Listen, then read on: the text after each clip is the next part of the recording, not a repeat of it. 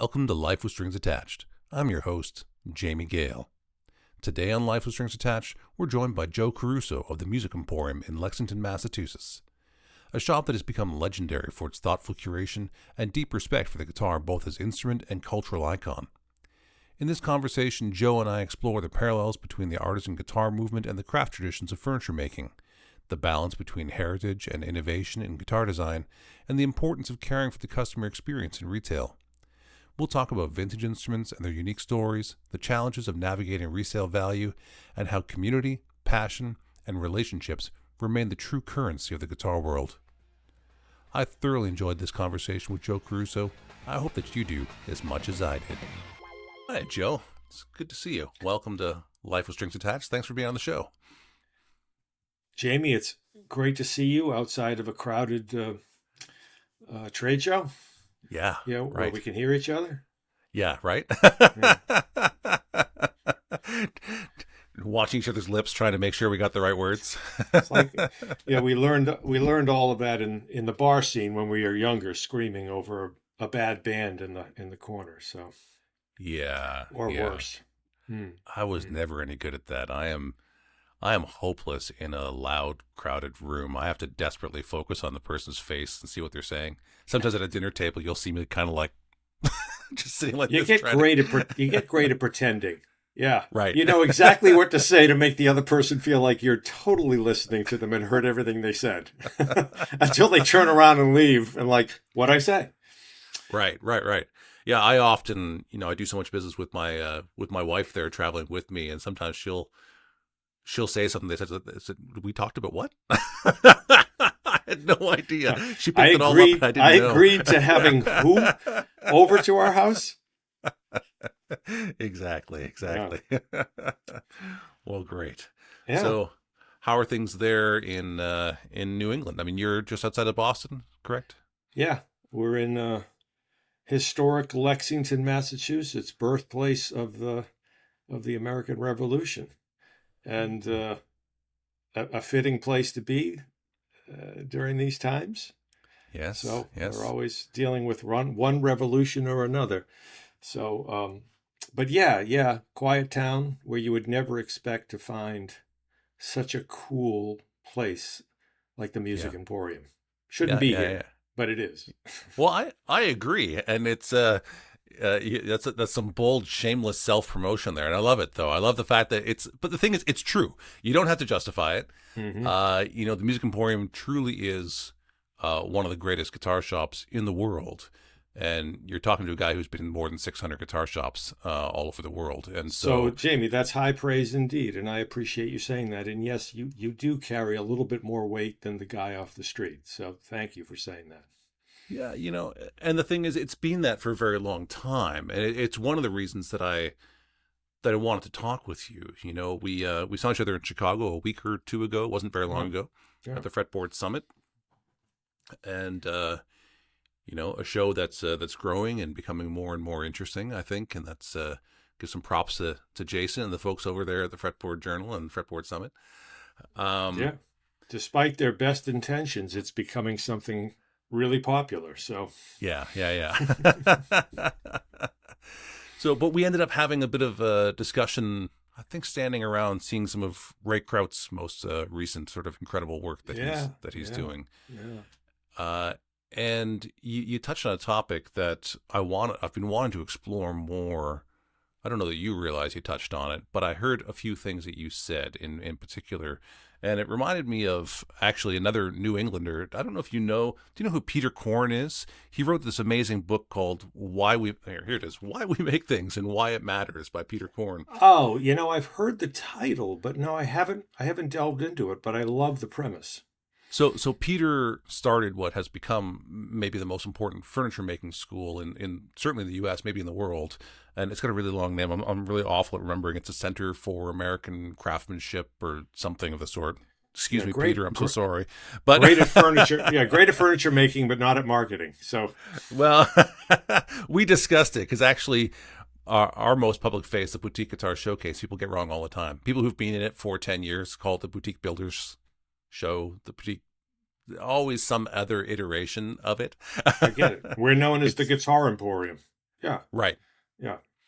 Right. Even though the official name is the Music Emporium, correct? That's right. That's right. Yeah. But the Yeah. power Yeah. of Yeah. association. You walk in and maybe there's music being made, but you're more impressed by the guitars. So, but go Yes. ahead, Yeah. Peter. Well, Peter Peter Korn. talks about because he grew up in the craft furniture movement. In fact, the craft furniture movement mirrors the artisan guitar movement. Mm. So when in the late 60s, early 1970s, there were all these artisans who were making kind of studio furniture.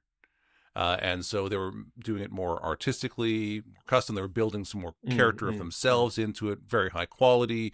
When everything had moved away from handmade furniture and into affordable mass production iterations. And the guitar went through the same thing, where it went from, C.F. Martin and a couple of apprentices to being a large manufacturing facility. Right. And guitars were now things made in factories, not made by people. Of course, it was still people. But Yeah. when you talk to, and I know you've talked to many of these same people, when you talk to the people who, like a Richard Hoover from Santa Cruz, or a Steve Klein, or a Grit Laskin, they all have the same story. And the story is, one day I realized that people make guitars and that Mm-hmm. I could be a person who makes guitars, because it was just assumed it was a factory object. Um, and Peter Korn goes through this, which mirrors the guitar industry very nicely. But one of the things that he talks about is how the market is shaped partly by other enthusiasts, and some of those being resellers, and how they shape the market through their taste. Mm. And that their main objective is not necessarily as a commercial endeavor. These are also people who are just very passionate about that particular subject matter, and they end up finding a way to make money in it, but it's not really their driving force. And Right. they collect the things that interest them, they collect the things that they're passionate about. And as a result, certain people who have a particular set of tastes and a particular way of doing things end up shaping the market through their choices. And Joe, I think you're one of those people in the guitar industry who Mm. has shaped the market through your tastes and choices. Right. Well, there's a fine line there, Jamie, between what we like to call curation, right, Mm-hmm. and elitism, or letting your own likes and dislikes get in the way of sound business decisions. So, yeah. But you're right. The guitar market is the builder's market's driven by a couple of forces, I think. One is just ego, Mm-hmm. right? And the desire to sort of put your name on something in this world. Um, but fortunately, that ego's already also married with like real fervor and passion for doing Mm-hmm. just what you said, making something because you have no other choice. That's what you want to do. That resonates with you, Mm-hmm. and there's no money. No one's waving money in front of your face if you're thinking about going into guitar building. Right. Um, it is, and you could say the same thing about teaching, right? Mm-hmm. Mm-hmm. No, don't be fooled. You're teaching because you love it. And I'm speaking from someone who was once a school teacher. So, Mm-hmm. and I didn't necessarily love it, but I found an opportunity to teach in another environment, which is retail. Mm-hmm. Mm-hmm. But yeah, there's passion, there's ego, there's very little business sense, I think. I don't think business is the skill set that a lot of the people in our industry carry with them.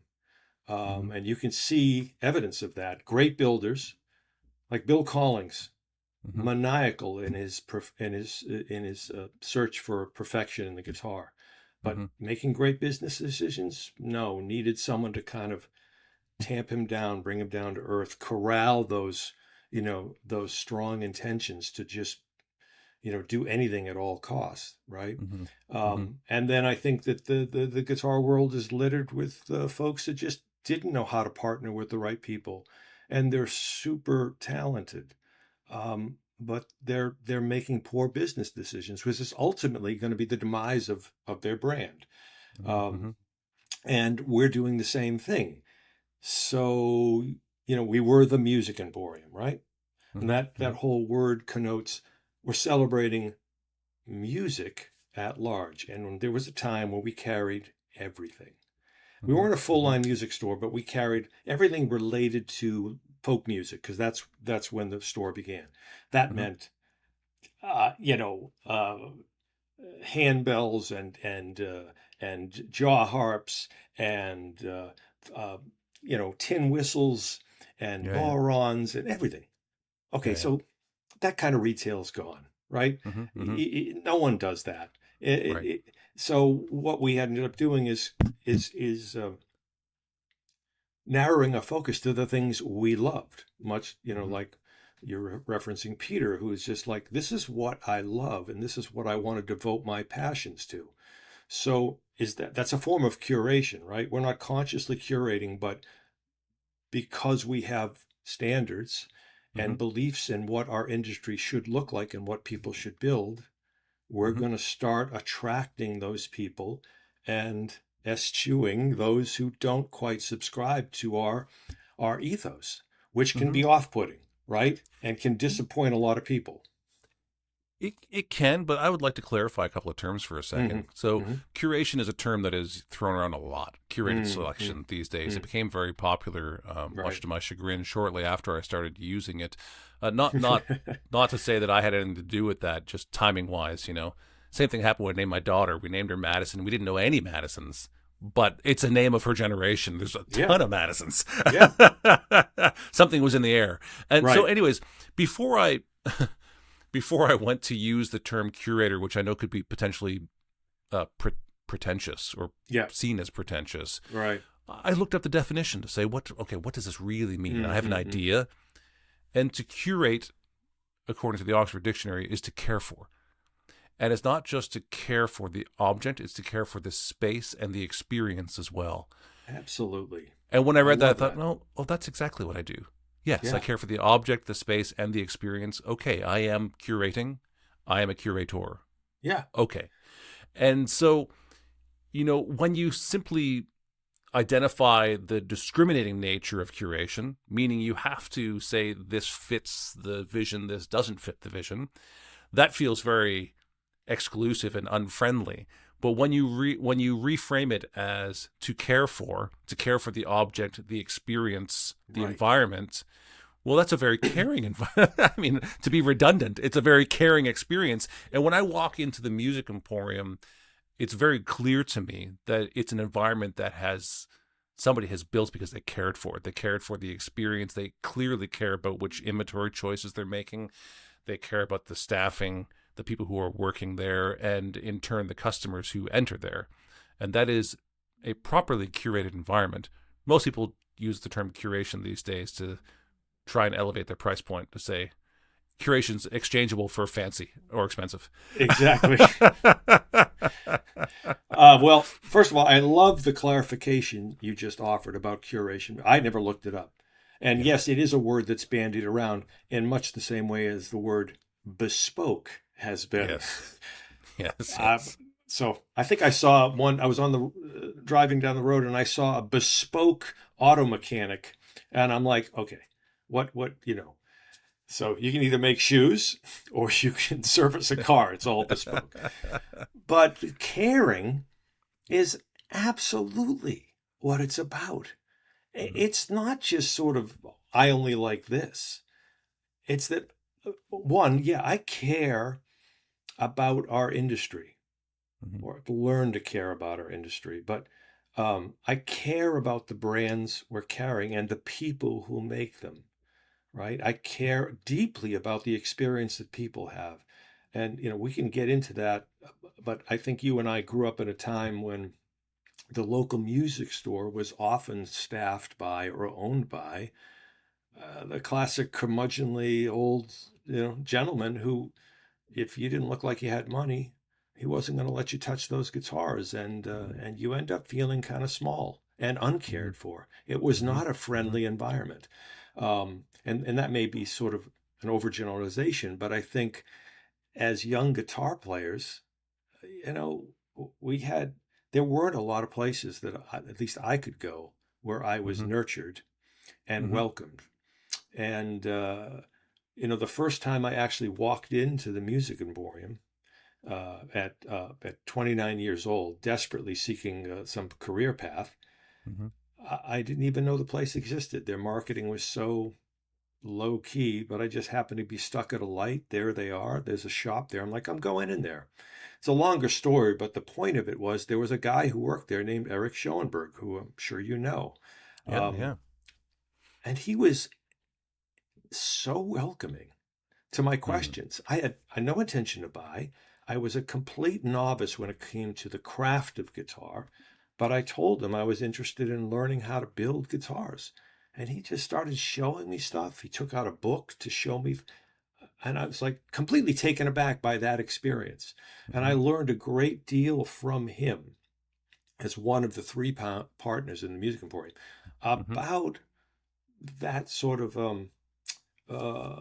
disarmament, kind of just like I'm not, we're not on opposite sides of the counter here. You know, I Mm-hmm. have knowledge and I want to impart that knowledge to you. So that was kind of my first lesson in, well, one of my first lessons in caring in the retail environment. And in terms of the people who I surround myself with, I don't ask them, I don't actually interview them about, do you care? But Mm-hmm. I know them before they come in the store. I've met them in circles and Mm-hmm. I've gleaned from them that they have that same passion. Mm-hmm. Um, and so I've kind of wooed them and made it inviting for them to come in and make themselves known to me so that we can form a relationship. And many of them work for the Music Emporium. So it's Mm-hmm. not a hiring process in the traditional sense. You know, I've got this sixth sense that's picking up on the same vibes that brought me into the store. Mm-hmm. Um, I don't know if that kind of tackled what we're talking about, curation, but No. it is that the caring and the kindness and the welcoming, both for customers, for potential employees, and Mm-hmm. again for the manufacturers that we're carrying. Um, they need to show me that they care Okay. about something more than making money, Yeah. um, or getting their name in every single store. Yeah. Again, recipe for failure. You got to, yeah. I had someone come in the BGS this last year, who told me they wanted me to bring the Boutique Guitar Showcase to their market, and they told me that they have the list of the highest earners in their marketplace and all this money, and it was money, and it was money, and it was money, and it was money. Mm-hmm. And we're at a trade show, you kind of have to smile and nice to meet you, and let's, keep the door open. But like, none of that is interesting to me. The idea that they've got money and we're going to get it, like, oh my God, that is not why I do this. Like, and I'm not insulted, but I'm Right. like, do I give off that vibe somehow? I don't want to give off that vibe, but I don't think I do in retrospect. But that person, like, they were there to sell me on the idea that we can sell a lot of guitars in that marketplace, and that just because there's people there with money and we can get it. I was like, wow, that is totally not my driving force. It is not. Now you and I both realize that we have to make money. Yeah, Okay, of we're in course. the business to make money, just like the people who buy the guitars we sell are making money. Yes. Um, but where was I going to go with this? That you're right. Money isn't driving us. It keeps the doors open. But the the this is an important thought, and I need to find it again because you really touched on something that, for example, the same thing when people call me to sell me their guitars and say, Hmm. you can make 40 points on this. Right. I'm like, what are we selling here? Are we selling points? Are we selling margins? Yeah. Or does your craft have legs to last through that initial output, right? Hmm. Now, your Hmm. guitars, you and I we've seen each other in many different contexts. And I Hmm. think the first time I met you was when you were selling, I Cole want to Clark say Cole guitars. Clark, or is It it was Cole Cole Clark. Haan? No, it's I Cole want to say Clark. Cole Haan. Yeah. They're the one of the shoes, I think, or Clark's are shoes, and they had a similar Right. logo, and people do. Yeah. Are they Anyways, still around? they're still around. They're Yeah. still producing. They get Yeah. more and more guitars every year, but Yeah. I haven't Yeah. been involved with them for a long time. But I spent 10 years developing that guitar in the marketplace. Yeah, Yeah. yeah. Yeah. Hmm. And we ultimately didn't carry them, right? No, we've Full disclosure to everyone listening, Joe and I Yeah, have actually never done business together. that's We've right. never exchanged, never sold him anything. That's right. We owe Yeah. each other nothing, which is No, no, a, no. a Yeah. beautiful thing about how we come together and are talking about something that actually does resonate with Yeah. both of us. It's a hard thing to do in retail is to turn someone down and explain to them what you're just saying. Well, Yeah. why don't you want to carry my guitars? You cared about that line, right? Yeah. Why didn't I jump on board? And it wasn't for your lack of caring or belief in your convictions that those were good Mhm. guitars. There was no need, I don't Yeah. think, or I couldn't perceive the need. It didn't Uh, resonate with you and you didn't see which customer was going to buy it. And that's perfectly normal. And by the way, part of the lesson that I learned from that is that even getting to market an unusual brand, often it's some person at the store which you think is the wrong store who's just really passionate about something who gets it done. And mhm. you can work your ass off and try and force a fit in another environment, and you might win the moment, but you don't do anything long term by doing that. And so I think that we've never talked about this, but I learned a long time ago as a teenager selling furniture and electronics that all the pressure came off of me if I wasn't trying to sell. What I was doing was, if you can align yourself with product that meets a legitimate need, and Yeah, then you just find the people who need it, you're not pushing it on anyone. It's like, this does something that other things don't do. I think it's valuable. Do you think it's valuable? It's that simple. And then I yes, traveled a lot of miles to find people that that did. Um, yeah. but it's not, the each store has to actually want Uh, the inventory, believe in the inventory, want to talk about the inventory. I don't want you to go through a sales training where you're taught to say these things. I that's want right. you to be so interested that you can't stop talking about it. That's right. So it Yeah. has to be driven by your passion first. Yes. As I say, passion first, then profits will come. Yeah. And it I want to get back to what you were talking about earlier, and it relates to this. The whole idea of sort of selling a liability, Mm. right? So if I'm in this for the long game and I'm Yep. hiring people who are also going to be in it for the long game, that means we're going to be there when someone comes in to celebrate what we sold them, and Yep. also to chastise us Mm-hmm. for, like, if I send something out the door, I should want to welcome that back in the door, Mm-hmm. right? And I've been in the position where I've sold things and I'm like, thank God that's found a home. I never Right. want to see it again. If I'm lucky, I'll never see it again. But if the gentleman or the customer walks back in the door with it, little wayward child, I'm like, I remember you. Look, Yeah. okay, well,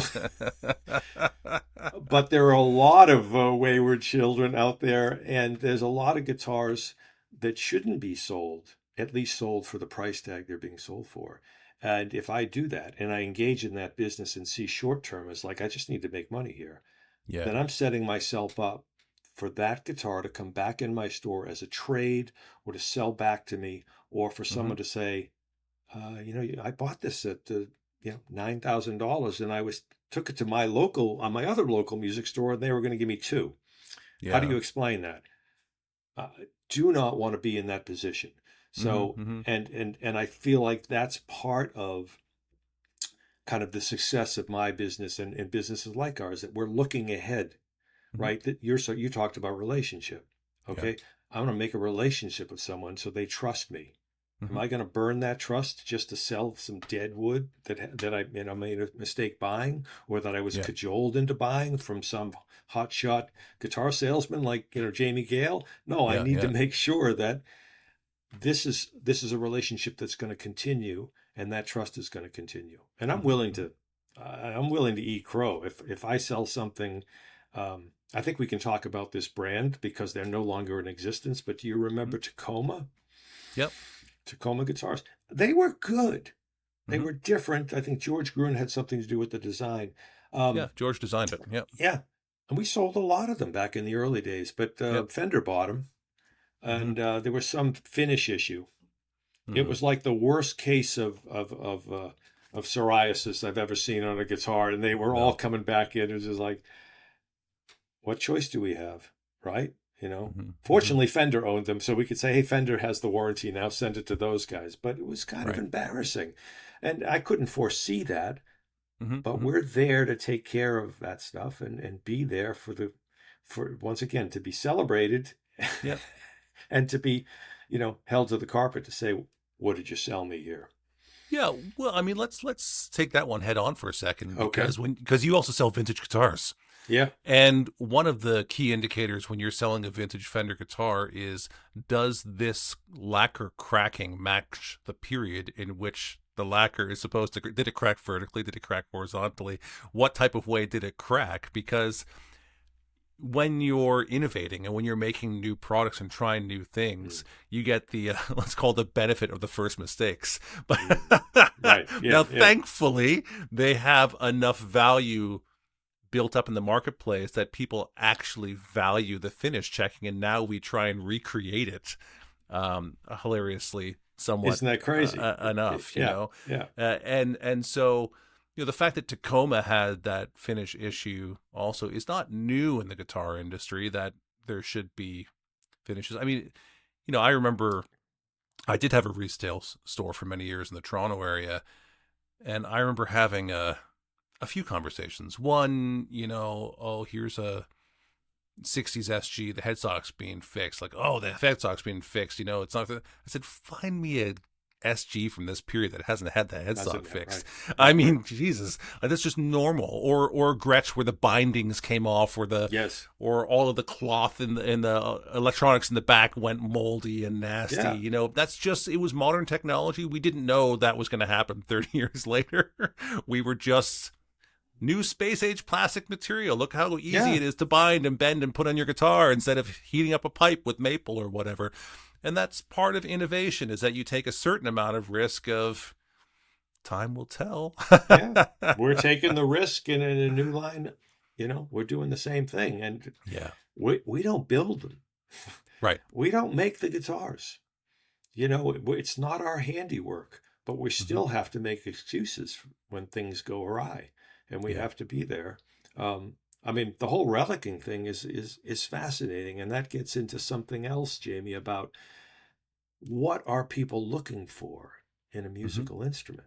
That thing called essence, right?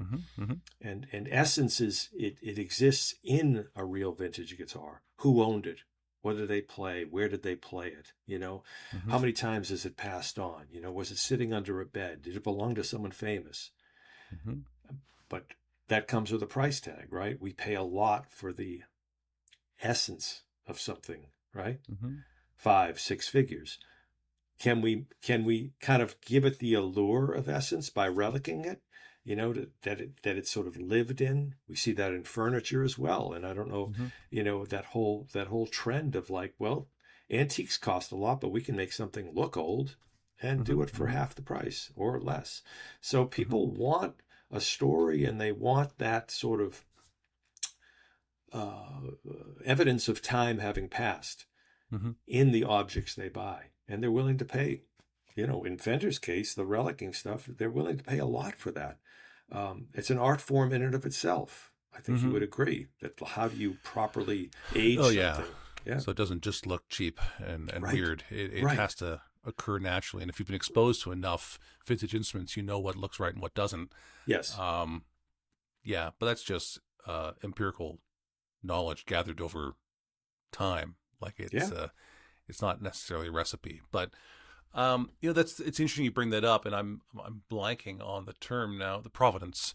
And so you're talking about the provenance of an instrument, and you actually just linked two things together, which have been a part of a conversation. Do you know Joe Glazer? Do you know yes. Joe? Do I know him personally? No, but okay, I know of all him. right. Yeah. So I know Joe fairly well at this point in time, and we've had some conversations recently. And Joe made a number of Telecasters for people in Nashville. He made Brent Mason's Telecaster, and Merle Haggard, and he at one point in time made a lot of Telecasters that a lot of very famous musicians wanted those instruments, and he talks about it as one of the key things for him is, one, he made sure they were very light, and two, he put on as thin a finish as he possibly could. Mm-hmm. And he maintains that part of the vintage part, because he's seriously involved in the vintage world as well. Yeah. Part of the vintage part is the gassing off of the chemicals, that the finish Mm-hmm. is super thin at this point in time. Yeah. But even in the relict ones, they often do feel and respond better. But a lot of that has to do with the fact they've taken off a lot of finish. Absolutely. What do you think about the theory? Oh, it absolutely bears out. Martin does that Mm-hmm. with their authentic series, and we've had so many of those guitars come through, both the aged and the non-aged, and we go back and forth, and without question, the aged ones sound different. I'm not going to use the word better. That's right. I agree. But yeah. So yeah, they're putting a thinner layer of finish on there, and then they're removing some of that finish. The gassing off thing that takes years and years and years to do. They're trying to mimic that. I mean, Bill Collings was onto that when he introduced varnish finish. If you remember that, incredibly labor intensive to apply a varnish to a guitar and get it to that mirror-like glaze. But the sound of it was incredible, right? You're allowing those plates to move, and there's just more space and breadth and flexibility there. So yeah, that's sort of where science meets guitar building, and it definitely holds up. As a guitar builder and a player, you have a sense for when something's working right. That's why so many of the world's best trust D'Addario. Unmatched tone, perfect intonation, and strings made to the tightest tolerances in the industry. That reputation is no accident. It's the result of 400 years of being obsessed with quality and innovation. D'Addario. When you know, you know. This space is normally reserved for brands who make stories like this possible, like D'Addario and the Cedar Creek Custom Case Shop. If your company belongs in this conversation, let's talk. We partner with brands who value craft, culture, and the quiet power of a well-placed idea. Yeah. The second thing about what you said, you referred to it as essence, and I was thinking about the provenance of provenance. Sorry, not provenance, but provenance. The provenance of an instrument is something that the art world has been dealing with for a very long time, but the instrument, let's say the guitar world, hasn't been. Because actually the violin makers have had this down for a long time too. The provenance of a violin is very important to track who has owned it and where it came from.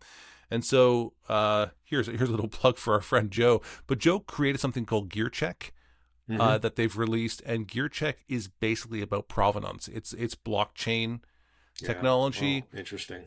And you can add to it, and you can choose to show more information or less information necessarily on it. So, of course, Joe is a very successful repair business, glazer in Nashville, and so many of the top instruments in the world come to Joe's repair, and tracking that exactly what was done. Because also on the side that we're talking about, on the vintage side of things, understanding exactly what was done and by who, and was it done to fix something? Was it done to mask something that would make a difference in the value of it long term? I'm sure you've been caught up in one of these at some point in time where you bought something where you thought was authentic and someone made it to be very authentic, and then somehow it comes out later on that someone along the life of the instrument made a somewhat nefarious move to cover up something else, right?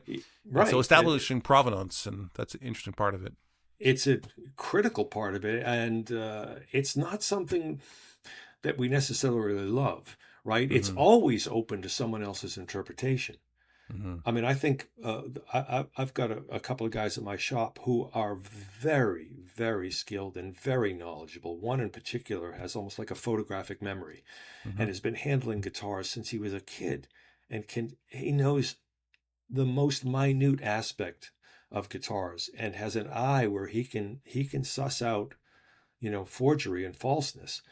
Still, once you send that guitar out to someone, it begins with doubt very often.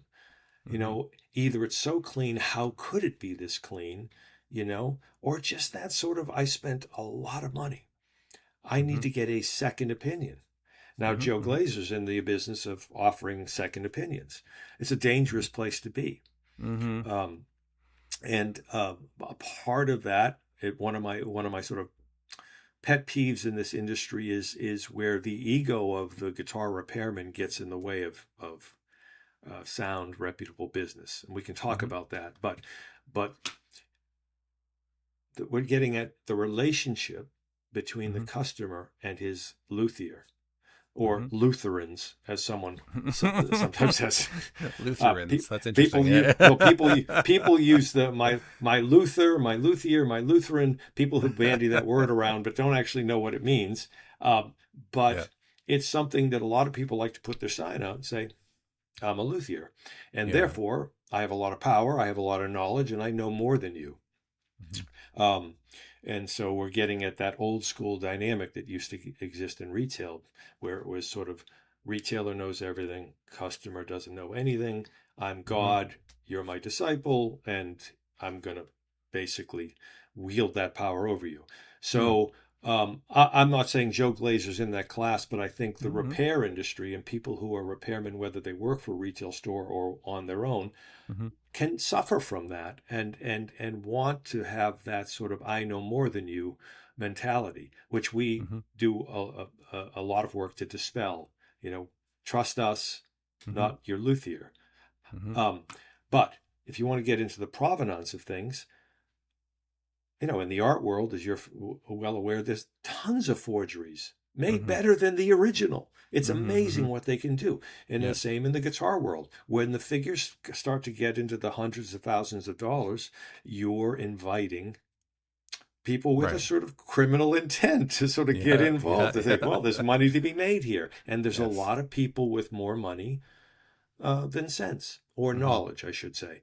And I feel for those people because they are at the mercy of the retailer, which makes it imperative for stores like us Mm-hmm. and the handful of authorities out there still in the retail world to uphold that bar, to sort of say Mm-hmm. we're not in the business of cheating anybody. Mm-hmm. You're going to be here long term. So we're going to do our damnedest to make sure we understand the provenance. Uh, Jamie, I think provenance and essence are a little different. And I encountered essence when someone was telling me the story of an auction where JFK's stuff was going up for auction, and I think the price tag was something like $45,000 for a Mm-hmm. tape measure Yeah. that JFK owned or used. Okay. Um, and the gentleman came to pick it up, but when he picked it up, I think they said this is actually not the right tape measure. The right tape measure is, in a vault or something. And so all of Yeah. a sudden, that object, right, that was infused with the spirit of JFK, that Yeah. had a Yeah. $40,000 price tag, just became a tape measure again, Yeah. Yeah. right? What we do and the emotional content that we invest into these things we buy is Yeah. powerful and really needs to be handled very carefully, because of the myriad reasons why people buy stuff, right? Mm-hmm. What are they hoping to fulfill, accomplish, hide from, escape, delve into?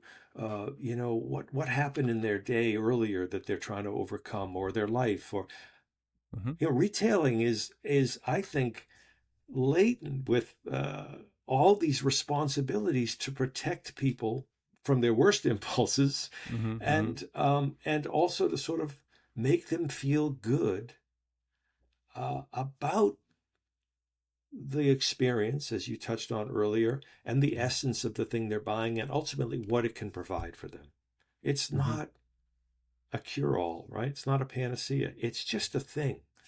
Mm-hmm. What we Mm-hmm. embody in that thing is entirely up to us.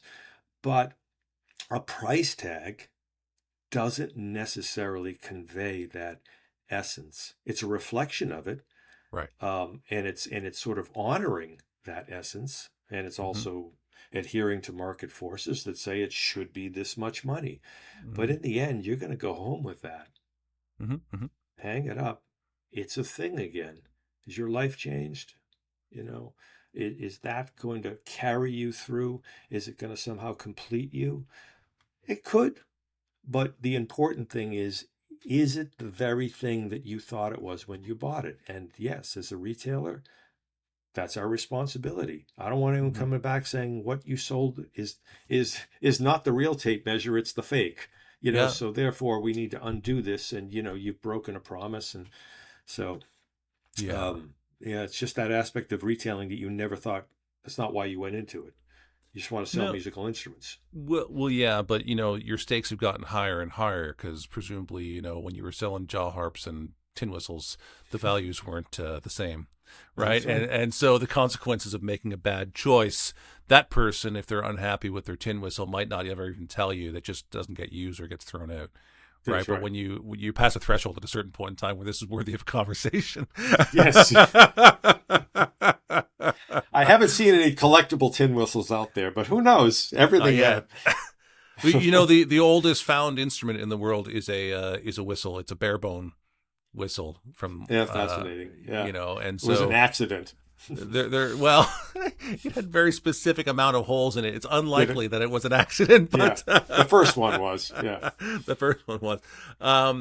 Anyways, it's but that imbued value is exactly that. I am I am mostly interested in the effects of an instrument, the possibilities of an instrument. Certainly something as a craft object, but I'm mostly interested in something that causes me to see the world differently, or to see, in this case, the guitar differently. An instrument that causes me to do something that I haven't done before. Now, that is distinctly different than a large section of the marketplace. And I do believe it splits down the middle, 50-50, and goes in both directions. One is sort of a future possibilities, and one is a reenactment or a conservation of what has been and what was. Mm. Right. And so there are people who play music because they had a really powerful moment where they heard something or saw someone play music and said, wow, I want to live this moment again and again. Mm. And Mm-hmm. so that's a person who might be interested in having the same guitar that, whoever it was, they want an F-style mandolin because they're a Bill Monroe fan. They want to play a dreadnought because they're Tony Rice fans. They want a black Stratocaster because of Clapton or Knopfler or something of the sort, right? Right. And so, but whereas myself, I'm most interested in seeing an instrument where I don't know what's going to happen. Mm. It's a sense of novelty for me. So it's going to stimulate me to do something I haven't done before. And what's interesting about the novelty stimulation is that it doesn't have to be perfect. So I can give an example. Well, first of all, sometimes I like a cheap old acoustic with dead strings because you just play shit you wouldn't play otherwise on this angelic, perfect sounding, very It's dynamic novel. and sensitive guitar. It's definitely a novel experience. I don't want to do it all the time. Right. But, right. When I had a music store, I would always take trade-ins and play them exactly as they were, including drum sets. Were student drum sets where the heads were like wavy. They were so beat up they couldn't retain their structure anymore. Right. But I would play it exactly as it came in. And it always made me do things that I wouldn't have otherwise done. And the thing is, I take that experience and then I do bring it to my higher quality instruments later on. In a guitar circumstance, I had one of the original Reverend guitars that came in as a trade in my guitar shop. They were more the Formica bodies, like the old Dan Electros. Yeah. And the thing is, it had 3 lipstick pickups, maple neck. I thought it was cool. I'm going to take this thing home and give it a try. That Formica body neck joint was so flexible that I couldn't put my arm down while playing a chord. It would bend it out of tune. Right. I was like, well, but I'm going to play it anyways for the moment. And what made it happen is I began to play more staccato. I began to play more single note lines, alternating strings, but not letting them ring out. Or if but you're an experienced guitar player, experienced Yes. in the sense that you've handled so many guitars across the whole spectrum, right? Mm-hmm. Mm-hmm. You approach a guitar in a much different way than an average or novice, or even someone who's been playing guitar a while but only played one guitar, right? Mm-hmm. So you and I both approach guitars differently. We can find that novelty in the lesser guitar, right? Mm-hmm. Because if you handle enough instruments and play enough instruments, then there's something amazing and new in everything you pick up, even if it's cheap. But you need that breadth of experience behind you to Mm-hmm. be able to evaluate that, right? Um, Mm-hmm. you talked about vintage instruments, right? And I Mm-hmm. believe, wholeheartedly what you said, that there's that, I like to call it like a little fountain of youth. Mm-hmm. That celebration of the sound that we grew up with, Mm-hmm. right? There are very few new instruments that do it as well. But people who build, heritage brands like Gibson and Martin can Yep. sometimes have that. But when you pick up a guitar, let's say from the early 60s, an early 60s Gibson or mid 60s Gibson, Mm-hmm. and you play just a simple chord, you're hearing that sound that you heard on a record. You Yeah. don't know it, but that sound is so familiar. Mm-hmm. You just don't know, but it's so pleasing. But it's pleasing in its familiarity, right? And it's all of a Yes. sudden that link back to something that was really important to you. You can't articulate it, but again, it's there. The vibe and the essence is in that instrument. So I think that's such a powerful connection, and that has a price tag. Yep. That ability to connect with that, and yeah, Hendrix played this Strat, and Clapton played a burst. Mm-hmm. That has helped propel that and those guitars into that lofty sphere where it's like, wow, I need to be connected with that. That's such an important part of music history for me. And fortunately, I didn't decide to become a teacher I became a doctor and a lawyer, and I'm going to support the industry and spend, you know, six figures on that guitar. But it Yep. all is how that guitar resonates Yeah. in the core of our being, right? And Yes. yeah, so and so we're selling that, but the new instruments too, right? They're not. Do we need someone making another Martin or Gibson? Not Mm-hmm. necessarily. I mean, we need a handful of those people, but you're dealing in the boutique Mm-hmm. industry, and those guys are like, I understand what makes Martins and Gibsons. It's done. There's a potential for the acoustic guitar to do a lot more. We don't need to fill Mm-hmm. concert halls anymore. We don't need to stand on a stage, in some Yeah. backwoods little thing and have my Martin Dreadnought fill a room. Mm-hmm. It's Mm-hmm. not necessary unless you Mm-hmm. want to connect to that time. But Yep. if you want to make modern music and satisfy yourself in your bedroom or your living room, Mm-hmm. guitar builders are building those kinds of instruments, for someone who's looking for that very personal, intimate experience where the guitar doesn't need to sort of, project, 100 feet into a room. Amplification solved that. As a matter of fact, so I just released this podcast will come out later, but the newsletter I released yesterday actually dealt with that. It talked about the first most of the 20th century we were driving for acoustic volume and trying to get over acoustic issues Yeah. as amplification came in, things like the banjo, which is not that old. Mm-hmm. How do you play a guitar next to a trumpet and a banjo? Mm-hmm. And we were trying to get over this, and as venues got louder, but now 70 years after the success of the electric guitar is older than that, but the successful electric guitar is about 70 years old now. The electric guitar has fed back into the acoustic, and this is the thing. They run currently as very separate tracks, but they're not separate tracks. I had to give a talk at last year's Fretboard Summit, and on the unwritten future of guitar, which normally I intermix acoustic and electric, but because I was brought in by the Acoustic Cafe with Brian Gallup's School of Luthery for it, I thought, I should do this and try and stick strictly to acoustic. The thing is, I realized I can't explain the modern acoustic guitar without referencing the electric guitar, because the players who are the gymnastics superstar acoustic players like Tommy Emmanuel or Andy McKee or Manelli Jamal, these are actually all electric guitar players who went back to acoustic. They all play with ridiculously low action. Yeah. They all have they all expect a response of the guitar with a very light touch. They're not playing with very high action and a 2mm tortoiseshell pick. That is the wrong, and they're extremely sensitive to efficiencies of guitar. They only want to press exactly as hard as you need to get a clean note, no harder, because they're pushing the limits.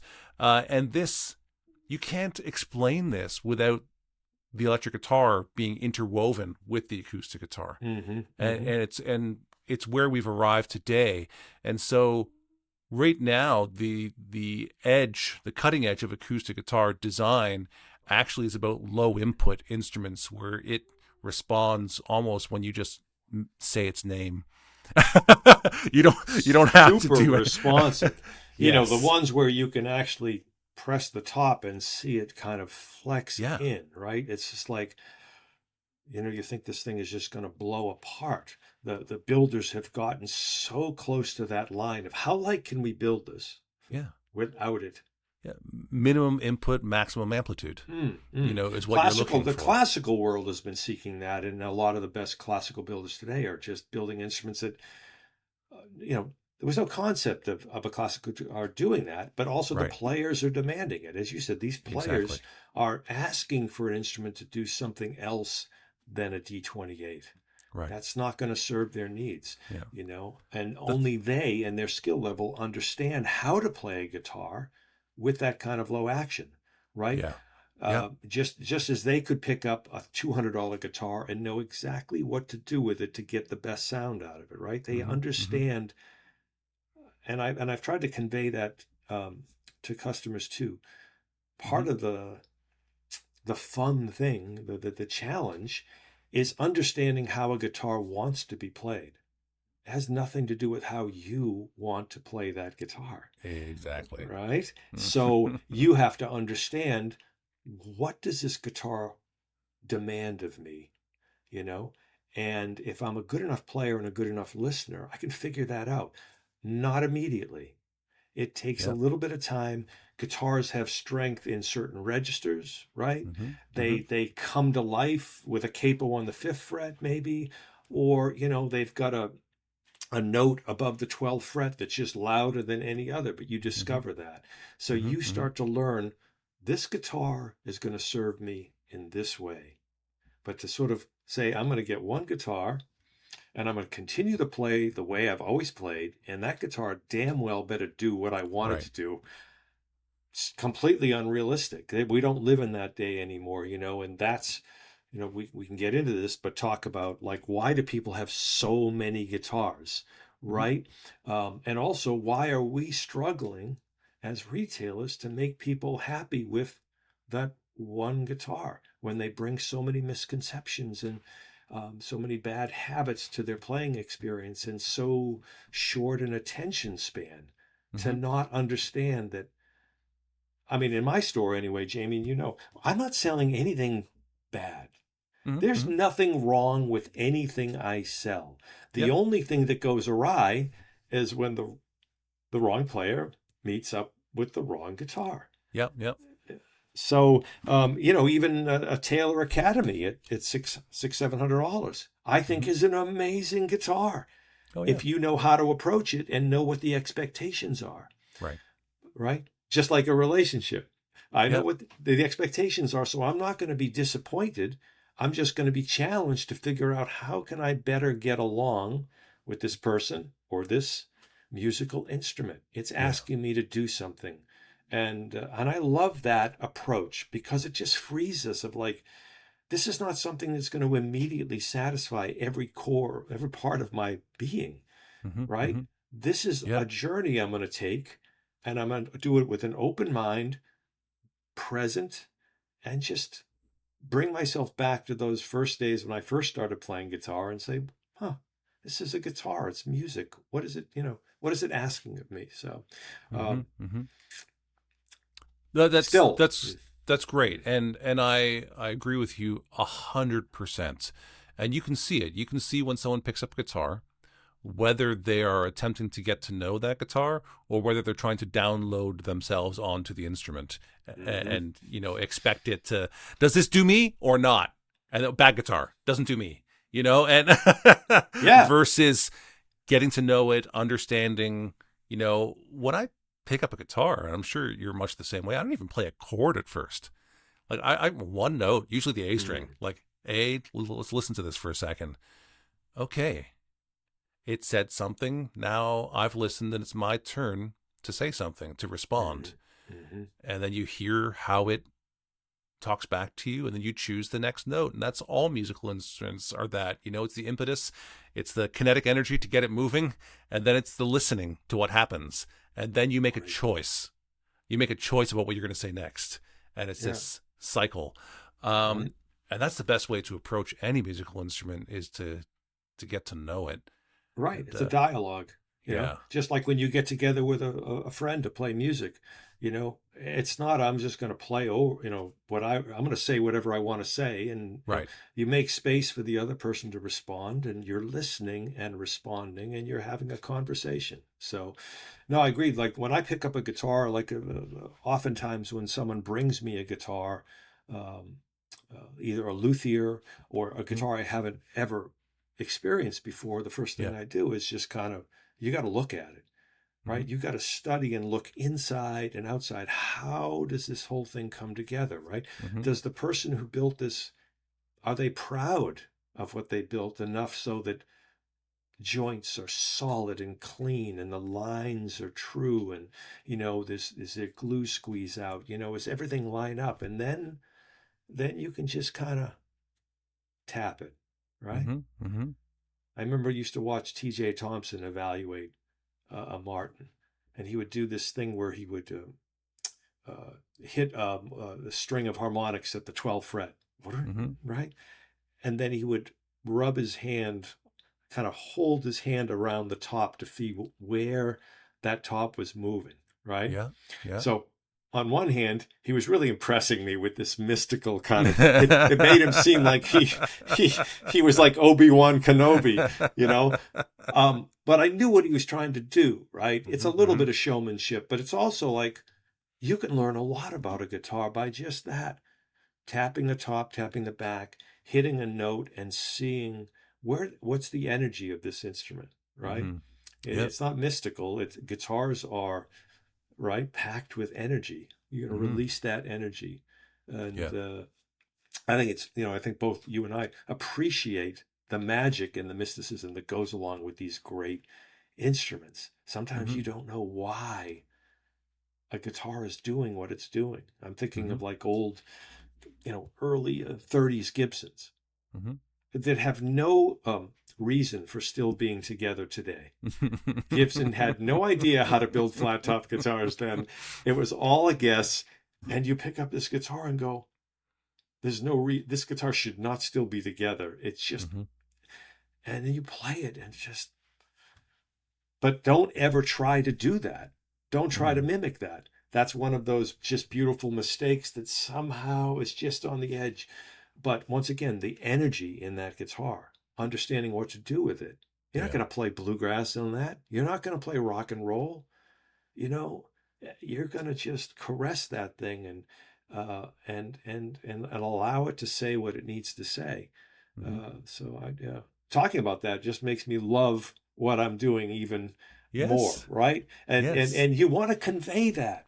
You want to convey that to people. You want to desperately bring them back down and say, look, I know you got your sheet music set up here and you learned how to play Hotel California, and you want to make sure that every guitar you try here, you're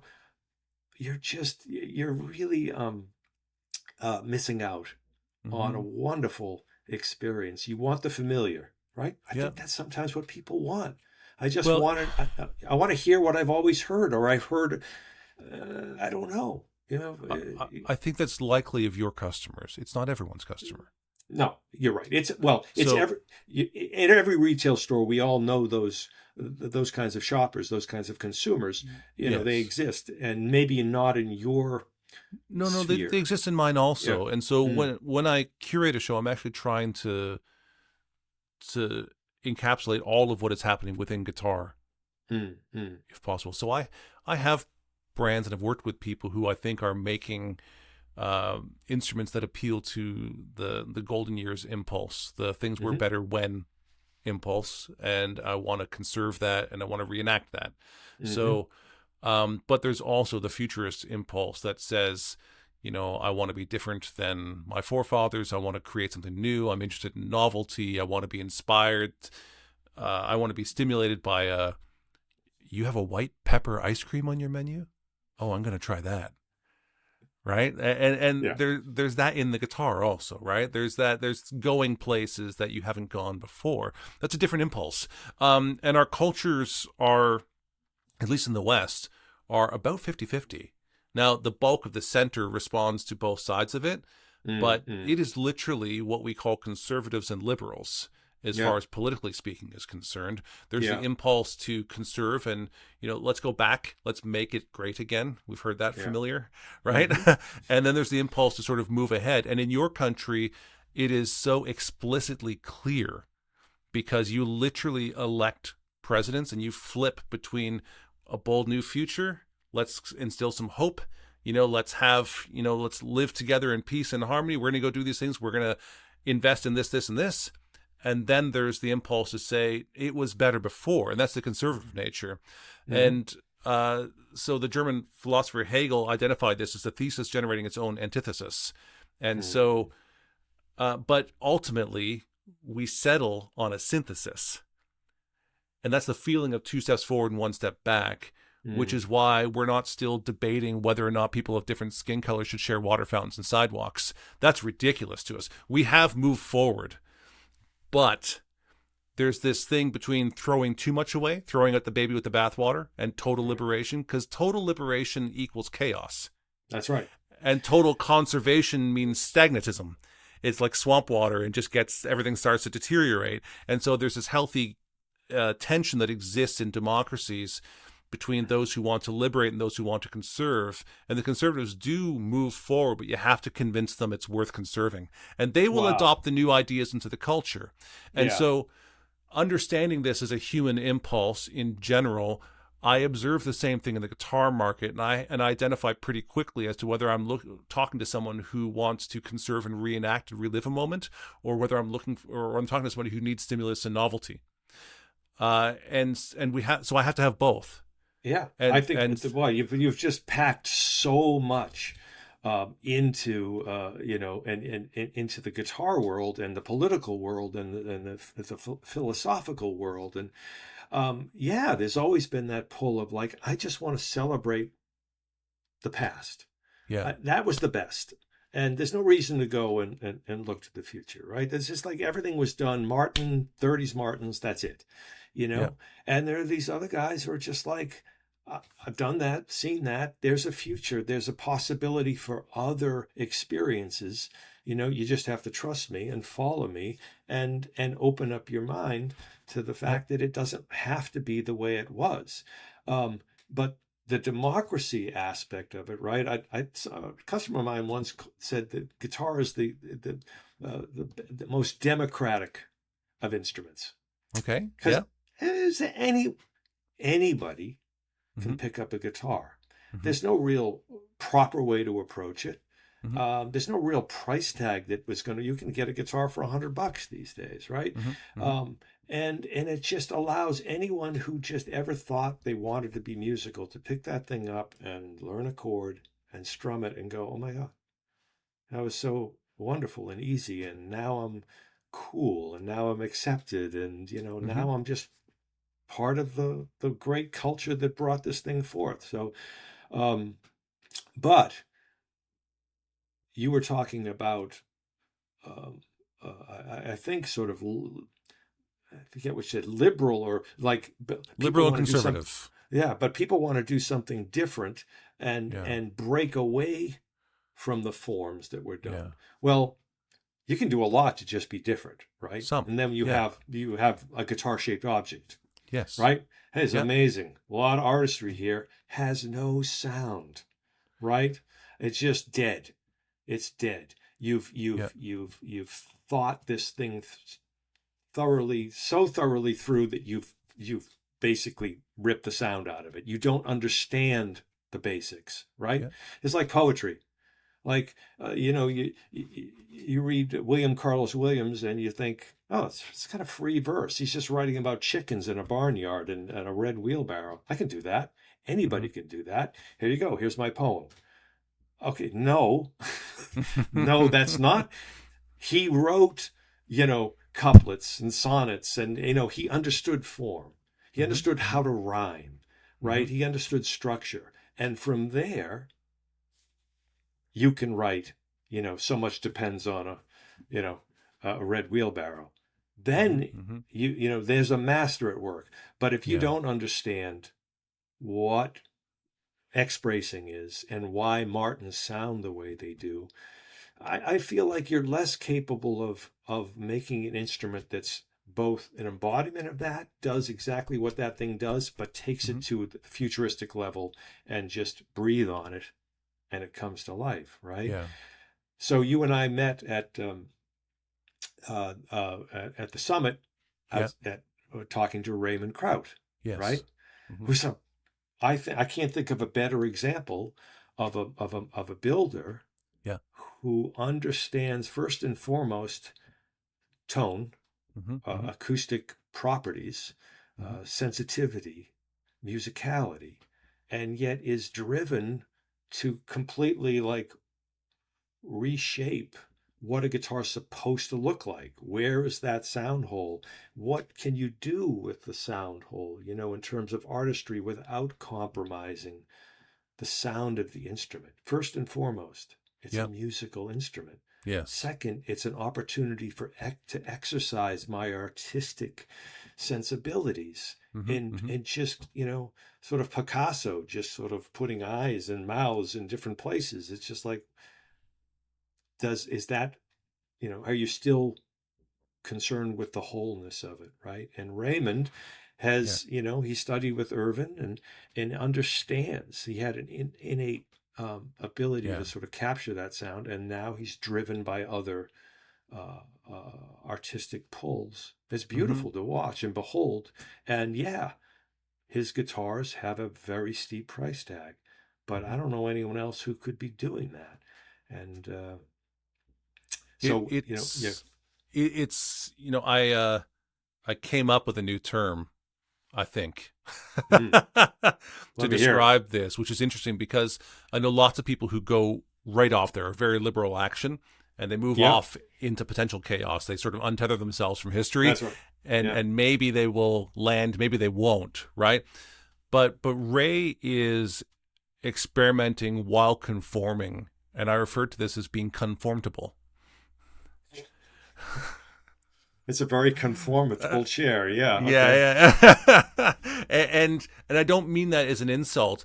Ray is trying to express himself uh, in the physical properties of the guitar for a visual expression, and through an architectural theoretical expression, while at the same time realizing he does not want to untether himself from the ideal of what an acoustic guitar sounds like to most people. And Right. so that's the conformable position is I and so he's made micro movements where the first thing he did was not as far as what we saw together in Chicago, Mm-hmm. where he Hmm. just simply went away from the 4-inch round sound hole to the same volume of hole but not round, Hmm. and then he moved it a little bit further, and then he delved a little bit deeper into the structure and a little bit deeper into the structure.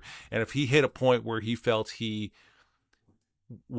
got too far away from what he expects a great acoustic guitar to sound like, he would have backed up and said, I'm not going any further in that direction. And that is actually one of the things that I think makes Ray's work so remarkable right now, because I've worked with many innovative and remarkable guitar makers, but I don't think anybody has been so conscious and so committed to maintaining that icon Yeah. of that acoustic sound. And I do mean an icon. And so I'll go a little bit deeper on that in a second. But first of all, what do you think about what I just said? Having experienced those guitars, and didn't you guys actually pick up one of those guitars? I did. You did? Okay. So I you've spent I more bought his time with, I double. presume, than I Well, got to it's sitting on there at the table. it's on its way. Oh, It's on its okay. way. Not yet. He just emailed me this morning, Mhm. saying it's on its way, and so I'll see it in a couple of days. Okay. Um, but so I also, I don't know if I told you, I bought Ray's first guitar. That was part of our Right, conversation. Yeah. right. He was out at the Hmm. Newport Guitar Festival, and he was working under Irving Samaji, Hmm. and we were, as a retailer, we were among many who were hunting for the next best thing, the next Jeff Traugott. We Hmm. gotta. Hmm. So and so I met Ray, and he showed me a guitar he had built, Hmm. and I did that thing I was talking about. Kind of tapped it and looked at Hmm. it. Hmm. Irvin is like, oh, this guy Yeah. seems to know his stuff, and I'm like, okay, success. Yes. Yes. I fooled Irving. He thinks I know what I'm doing. So thank you, T.J. Thompson. Yeah. But the point is, I could definitely hear like it's something going on here. So Hmm. we didn't stay in that market very long, and we can talk about why. But Hmm. the boutique, I think you've experienced it. The boutique guitar market is very different from the guitar market we're in, and the Hmm. guitar market that actually pays bills and keeps the lights on and whatever. But I really loved Ray's stuff, and Ray's. Uh, I liked Ray as an Hmm. individual. Right, he's Hmm. quite young. 20. This is, I don't know, not quite 20 years ago, but and so seeing him again after all these years and seeing how his building had evolved Hmm. and sharing those experiences, and turns out we have a lot of the same customers, both good and bad. Um, but I felt like it was almost a meant to be. Hmm. Um, and I did have an opportunity to take that guitar into a private room and play it. I'm like, okay, what's not to like here? This is not a Martin, this is not a Gibson, but I 100% applaud what he is doing, Hmm. and and it's his guitars have only gone up, price tag only about $30,000 since the first one that I bought. Hmm. Um, Hmm. that's the evolution of the guitar market. But Ray is, I think, a very humble individual, which is Hmm. also important. And I think his instruments are also rooted in that humbleness. He's Hmm. not as as artistic as they are and as out there as they are. Everything has a purpose. He's not just putting something on there because to show, look what I can do. I'm, and Ray Kraut proudly emboldened on his headstock. There isn't Hmm. anything like that. And I love that aspect of where the guitar says all it needs to say about the builder. The builder doesn't have to self promote Hmm. or just tell you why that guitar is so great. It's right there in the visual and in the tonal. You can understand deeply what drives the builder. Hmm. Um, and it's a dangerous it's a dangerous topic to get on, Jamie. Um, but what I feel like as a retailer, one of our responsibilities is to protect customers from the excess of our Hmm. industry, and the personalities that are overpowering the actual product that they sell, Hmm. or their need, not only for recognition, but their need to make more money is driving Hmm. what they put out in the marketplace, and we're Okay. wrestling with how to support them, whether to support them. What is our role as a retailer to sort of celebrate, but also Yeah. be the gatekeepers, right? It's not just Hmm. curation anymore. It's sort of saying, it's easy to say a guy who's built a couple of guitars walks into my store and says, would you sell these for me? No, Yeah. no. And for all the reasons we don't need to go into. It's Yeah. another thing to have a builder who's been building for 20, 30, 40, 50, 100 say, would you carry this? Hmm. No. Hmm. Hmm. No. What do you mean, no? We are such and such a guitar company, or I am such and such a builder. What? So, no, because I don't know where you're going with this, Hmm. and I think, is this just building it because you need to do something different? You need to show off? you need to make more money, so you're dressing up a $5,000 guitar to sell it for $20,000. This is a real problem, Mm-hmm. because it's harder and harder, right? The cost of living and the labor and supply costs are going up. And we've reached a point in the acoustic guitar market and the electric guitar market where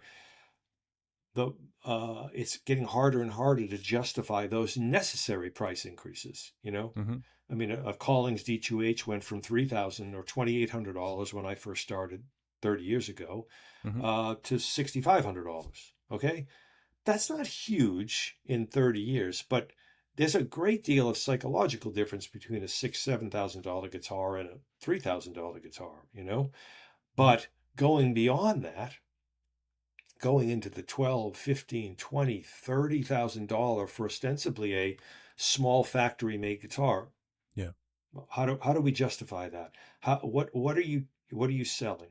Are you selling a guitar that actually sounds like $30,000? Are you selling a story? Are you Mm-hmm. selling a trophy? Mm-hmm. Are Mm-hmm. this is the biggest challenge that I think we as retailers face, Mm-hmm. and it gets back to the beginning of our conversation where it's not about the money, people. Mm-hmm. It's about sustaining an industry that is dangerously, um, close to sort of becoming ridiculous, a jump the shark kind of moment, right? Mm-hmm. Where it's like, okay, put a jewel on the headstock. Mm-hmm. Excellent idea. Now we're going to sell it for $75,000. Mm-hmm. Is that a guitar? Does that have lasting value? I don't have the answer for that, and maybe you have a better sense, Jamie.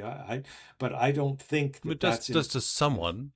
And that's the Of course it point. So does. There's one person. there are people There's who one buy person. jewelry. There are people who buy high-end I know. watches and Yeah. shoes, and Yeah. they care about it. And it's not for me to judge the fact that they care about it. It's only for me to identify that is there a group of people who want that or not. And I try to be a little less. I approach everything very open-handedly with that. Now, I also am the most discriminating guitar show in the entire world. Like, I get contacted every day by guitar makers, and the answer is no, Yes. for almost everybody. So Yeah. I am looking for diamonds, and there are mostly rocks, and that's okay. Yeah. And I don't, we'll tie this back into the curation part of it, because it's not that they're not valuable or that they're not doing something of meaning and that someone else won't buy it. But I am very specifically looking for unique world-class instruments that are contributing something to the conversation. Of guitar. If you're not contributing something to the conversation, you don't fit my very discriminating model of what it is. And you could have a very successful business selling guitars, but it doesn't fit what I do. It's not part of how I show things.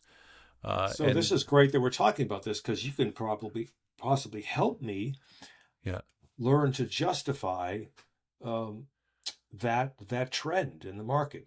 And you're right. There's one person out there that does see value in that, and if they're willing to pay the price, then okay, there you go. Just takes one.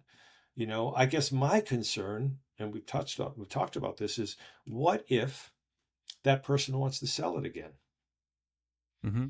And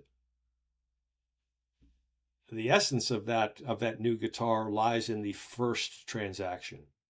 Second transaction, for whatever reason, in the guitar world, it's diminished. The value is diminished. There's no hard and fast formula. It just depends on who built it. Yeah. But, it can be anywhere from 10, 20, 30, 40, 50% off of its new retail value. But that's not unique to the guitar world. That same thing happens with a Fendi bag or a Porsche or a Toyota. Yes, car industry for sure, luxury shoes, goods industry, skis, whatever it is. You don't Oh, pay I know, new but there's versus no used resale value, right? Yeah, so let's talk about something that's supposed to have lasting value. I mean, maybe the watch industry. Okay, I don't know. Well, I don't know firsthand about the watch industry in terms of what the resale value is, but I have a feeling the right brand watch will hold, if not appreciate, in value. I know in the violin world that somehow it doesn't detract from the value of an instrument, if it's resold.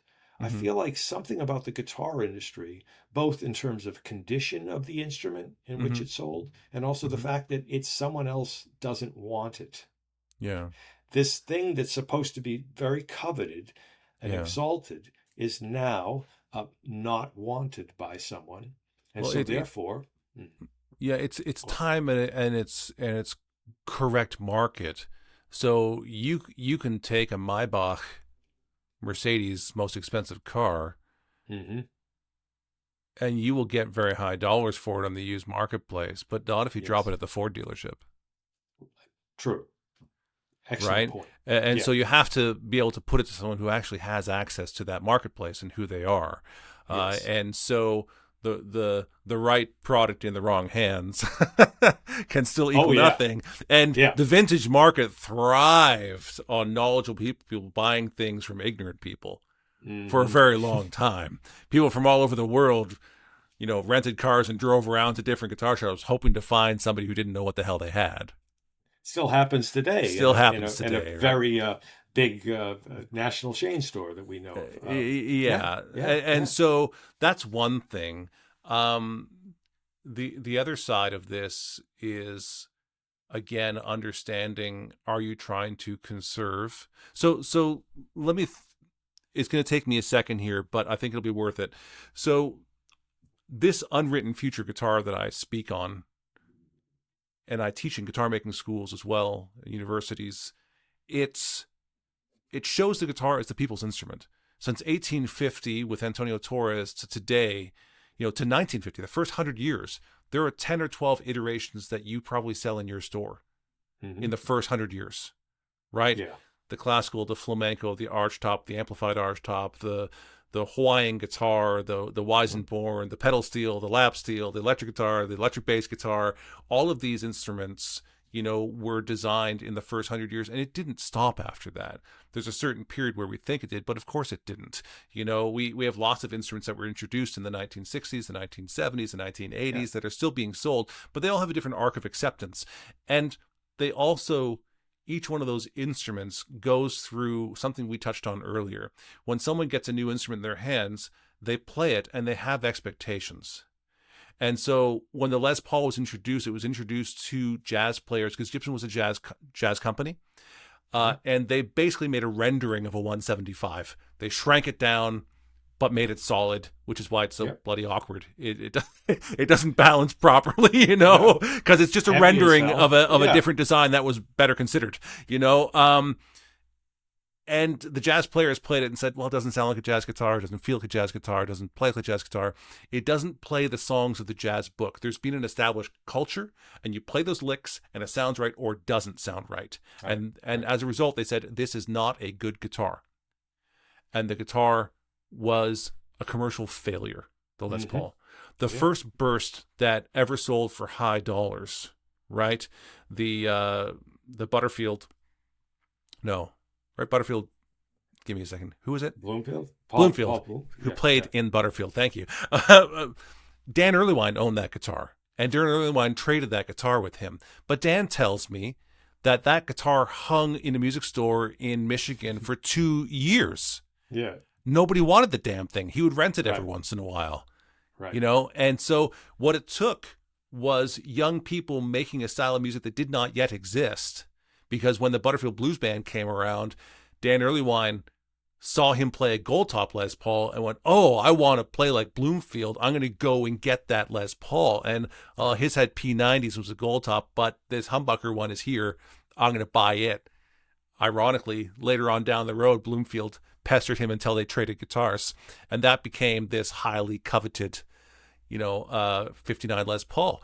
But it was undesirable because the music in which it was judged by, the songbook, the hymnal of that particular church, that culture, that religion, it didn't fit.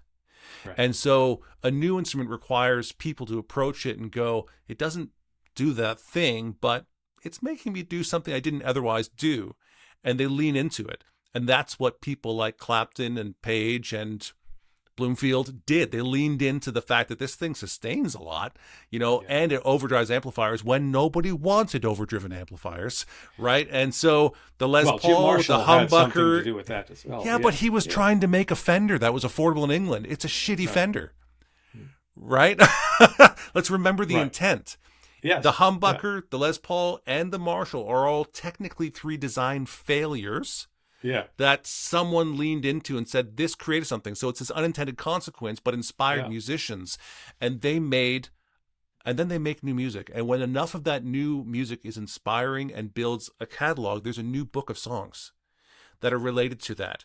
And now there's a new canon. There's a group of saints associated with it. There's a hymnal that we all sing. And when we judge a new guitar, we judge it by whether it plays the songs of the book or not. And so what this teaches us is there is a book of classical, there's a book of flamenco, there's a book of jazz, there's a book of pedal steel, there's a book of resophonic instruments. The resophonic guitar also wasn't supposed to be what we think of it as today. That's right. But it found its place. And so when I see a new instrument, and often on our tours or at our shows, someone will come in and go, well, who's going to play that? And they're not trying to insult you. They literally cannot imagine a context. They don't know what the person looks like. They don't know what they're wearing. They don't know what the venue is. They don't know what the songs are. And they literally cannot tell you who would play that. And for me, that's inspiring because I think maybe there's a whole new style of music in that guitar that we've never heard before, because I'm really glad someone made a resophonic guitar, and I'm really glad that there is an F-style mandolin and Bill Monroe, and I'm really glad that there is a Les Paul and a Marshall and a humbucker. And so new instruments for me, I got goosebumps talking about it. I am, I'm excited. Well, I love what you touched on. A lot of the best instruments were kind of mistakes or flops, that no one really understood. They thought they were, even Martin making the Dreadnought was, we're going to make the biggest guitar, we really want to. So, but they had no idea. It wasn't for them. It was Ditson. It was another company who asked for it. Martin's like, oh, we can do that for you for 20 years, wasn't it? How long was it that Ditson marked up? And it was Les Paul's ego, really. And so this happens a lot in our industry, right? Where a certain player latches on to a builder and says, I want you to build a guitar that's really going to be it's going to speak to my aesthetic and it's going to have my name on it, right? That can really undermine a small builder's path to success, or it can celebrate it, right? Make it. It can make it. James Olson, right, and James Taylor, and Manzer and Matheny, and it's like, I don't know what to do with this thing. Well, Matheny does, right? So, and that's a whole other conversation of actually whether players themselves know what we think a guitar is supposed to sound like. They're just like, I don't know what it's supposed to do, but whatever this guitar is doing, I can do something with it and take in a musical direction that I didn't even know existed, right? So there's that surprise element that we talked about earlier, and you're looking for okay, I'm gonna carry this guitar. I'm gonna celebrate. I'm gonna market this guitar for you because I think, first of all, it adheres to all the form and function that we know guitars should subscribe to. But you have a sense, because of your experience, that it's not going to do what those other guitars do, but I hear something else. I don't quite know what it is, but I put it out there for the right player to meet that instrument and take music in a completely different direction, right? So you, in your curative attempts, are really trying to, you're inviting that possibility. You don't quite know it, you can't articulate, you just know that there needs to be room in the marketplace for that to happen, right? For the Clapton to meet Les Paul, Jim Marshall, right? For the Bill Monroe to meet the F5. That is fantastic. That's a beautiful thing about our industry. We can put all the love and care and attention into an instrument and think we know exactly how it's going to be used.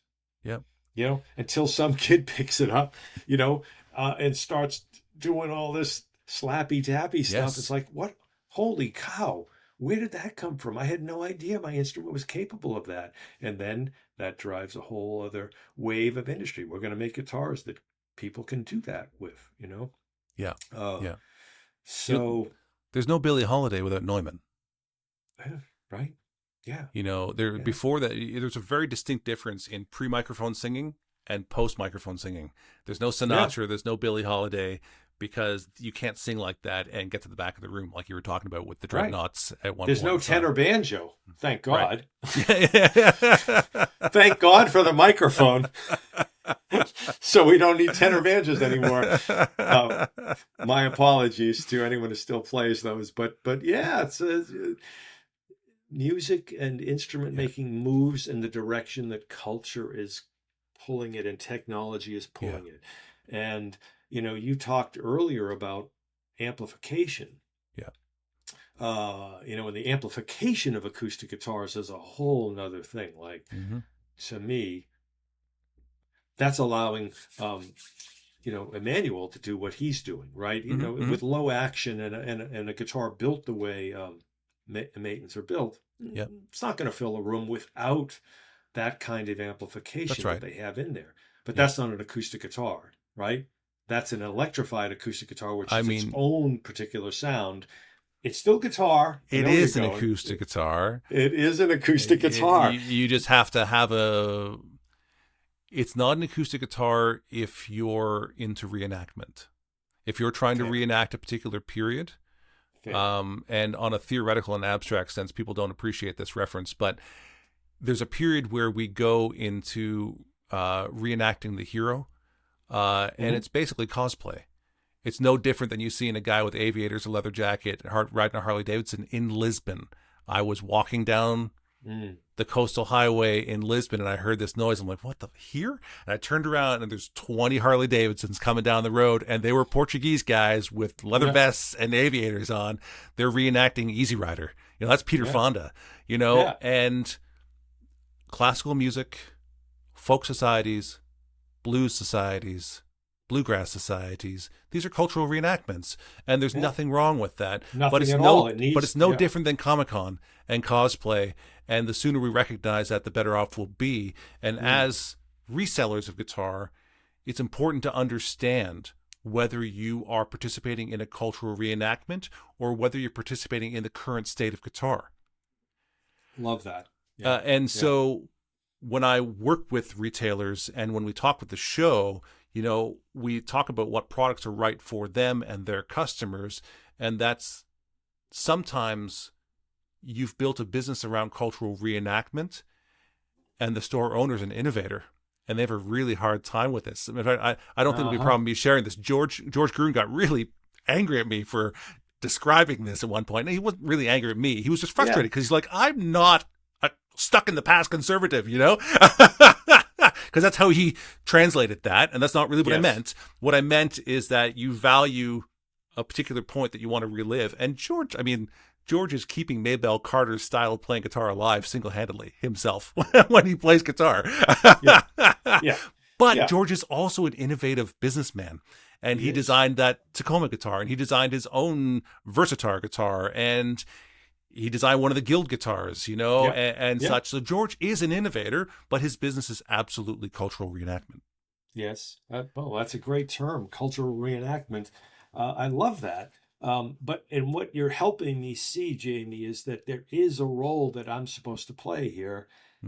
And I'm supposed to suppress a little bit of that cultural reenactment desire, right? So that I can open up the market. Well, I'm going to follow. In some sense, I'm going to follow where the market says that it's going to, that I'm going to have a demand for my products, but also to sort of open up my mind to the Maitons of the world and the Cole Clark. Thank you. Sort of say, well, there is a player out there that wants to take the guitar in a different direction. So do I have the tools here that are going to allow them to do that and still meet the standards that I need to uphold?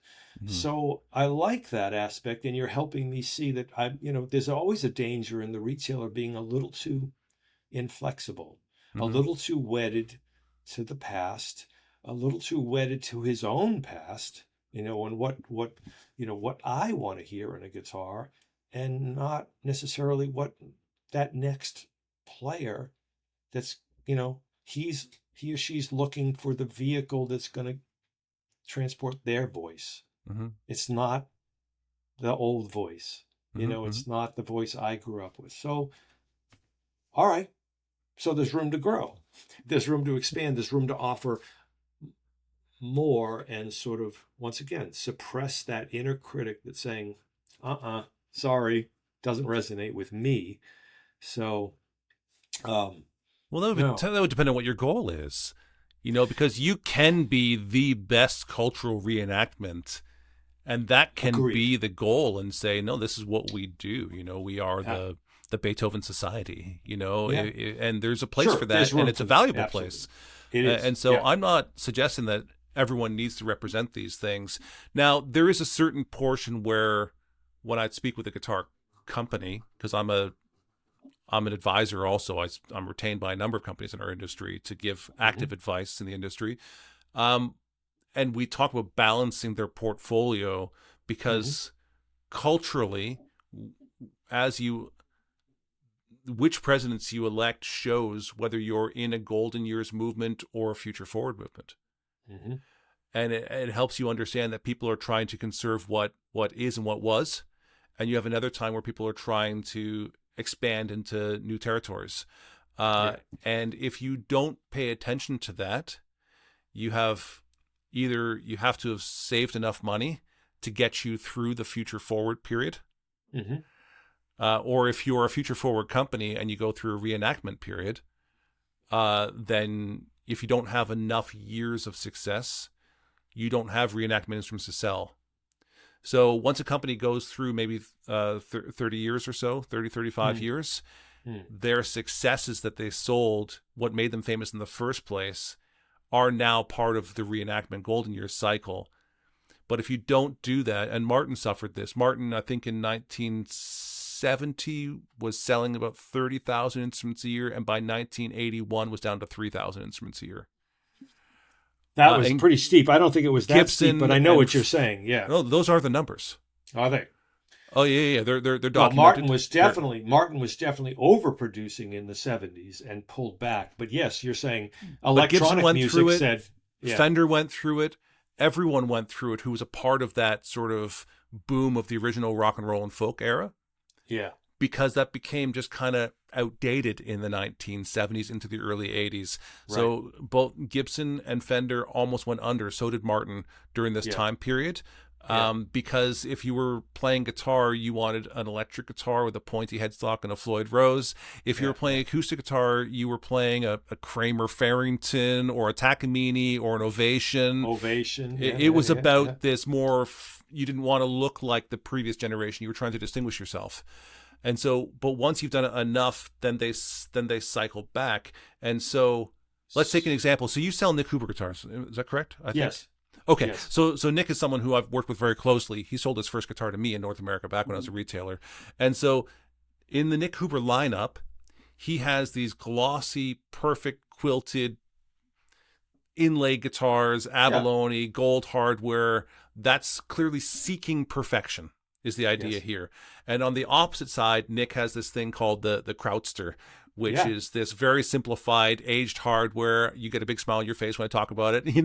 Huh. It's just a great. They're both equal quality instruments, Yeah, but one appeals to those who are seeking perfection, and one appeals to those who are more golden years impulse.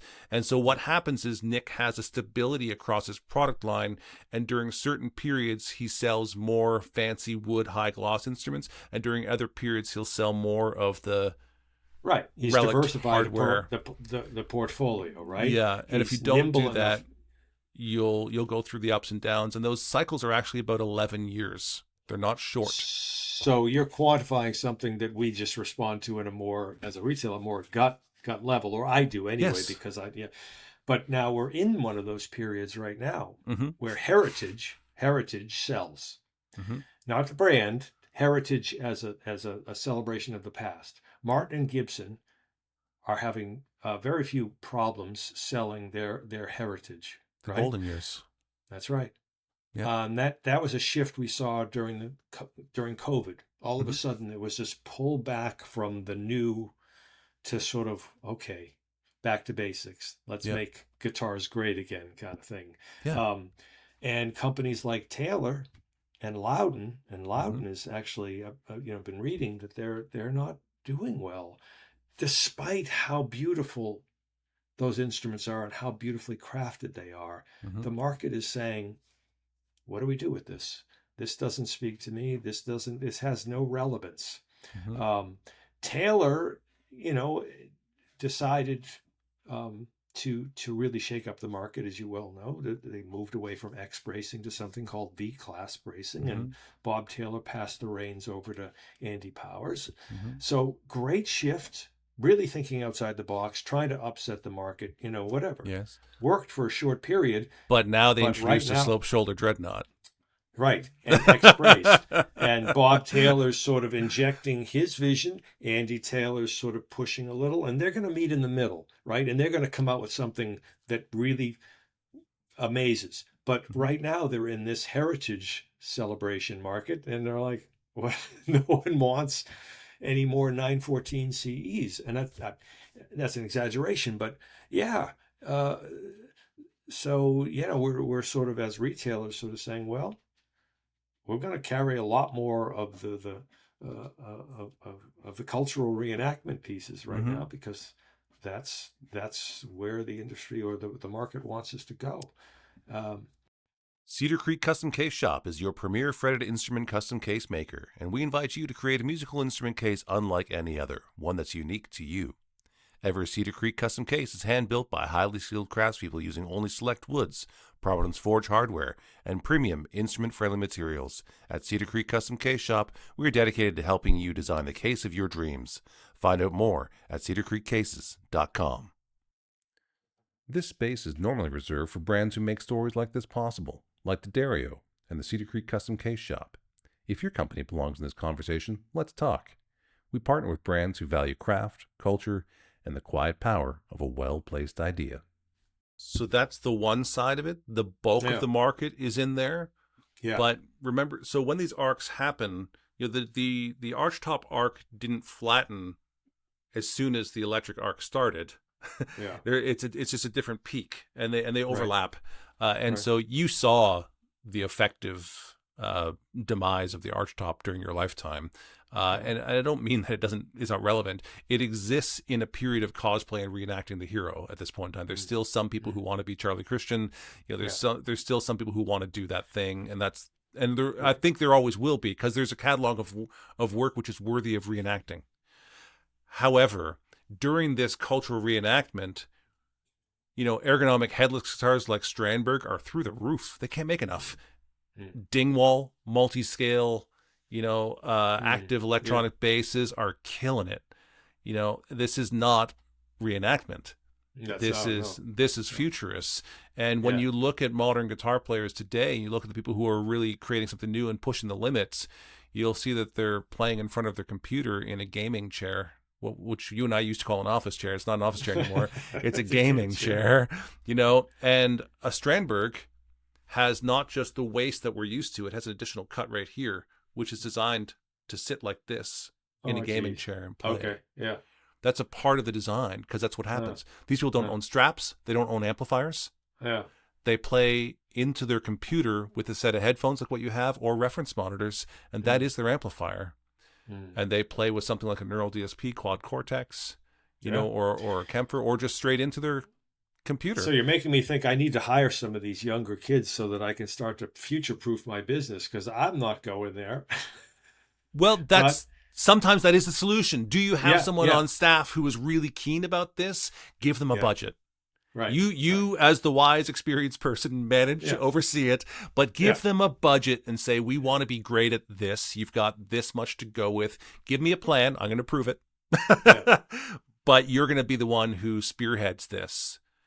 Uh, So do you think, sort of pull it back a little to the industry that I know, yeah. um, do you think that, Martin, coming out with their, oh, geez, what the heck is it? The C13, that weirdly shaped, non-Martin-esque kind of guitar that's Yeah. designed for the next player, of like, who wants to play further up the neck, Hmm. and has this sort of bolt-on neck design with an adjustable Hmm.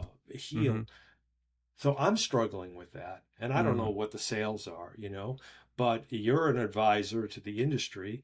Does Martin need to sort of future proof its business, or should they just be celebrating their heritage and not trying to compete head on with these other companies like Taylor to sort of say, well, we got to make a guitar that's an acoustic electric and a young person's going to want to play. Yeah. I I don't mean, know. they've Harley Davidson isn't making anything other than Harley Davidsons, no, right? but they are suffering, and they did They are buy suffering. other companies like Buell and maybe Ducati, I think. Mm-hmm. And so that's another strategy. Is sometimes those companies buy other companies. Like Yeah, Fender owns Jackson. Fender owns yeah, is it Line 6 or is that Yamaha? I don't remember anymore. yeah. Weirdly, Gibson had bought a whole bunch of innovative companies and just ignored them, let them fester in the corner. I don't know why. Gibson's another study entirely. Headless guitars are in this huge boom. Gibson owns Steinberger and is doing nothing with it. Nothing. What are you doing?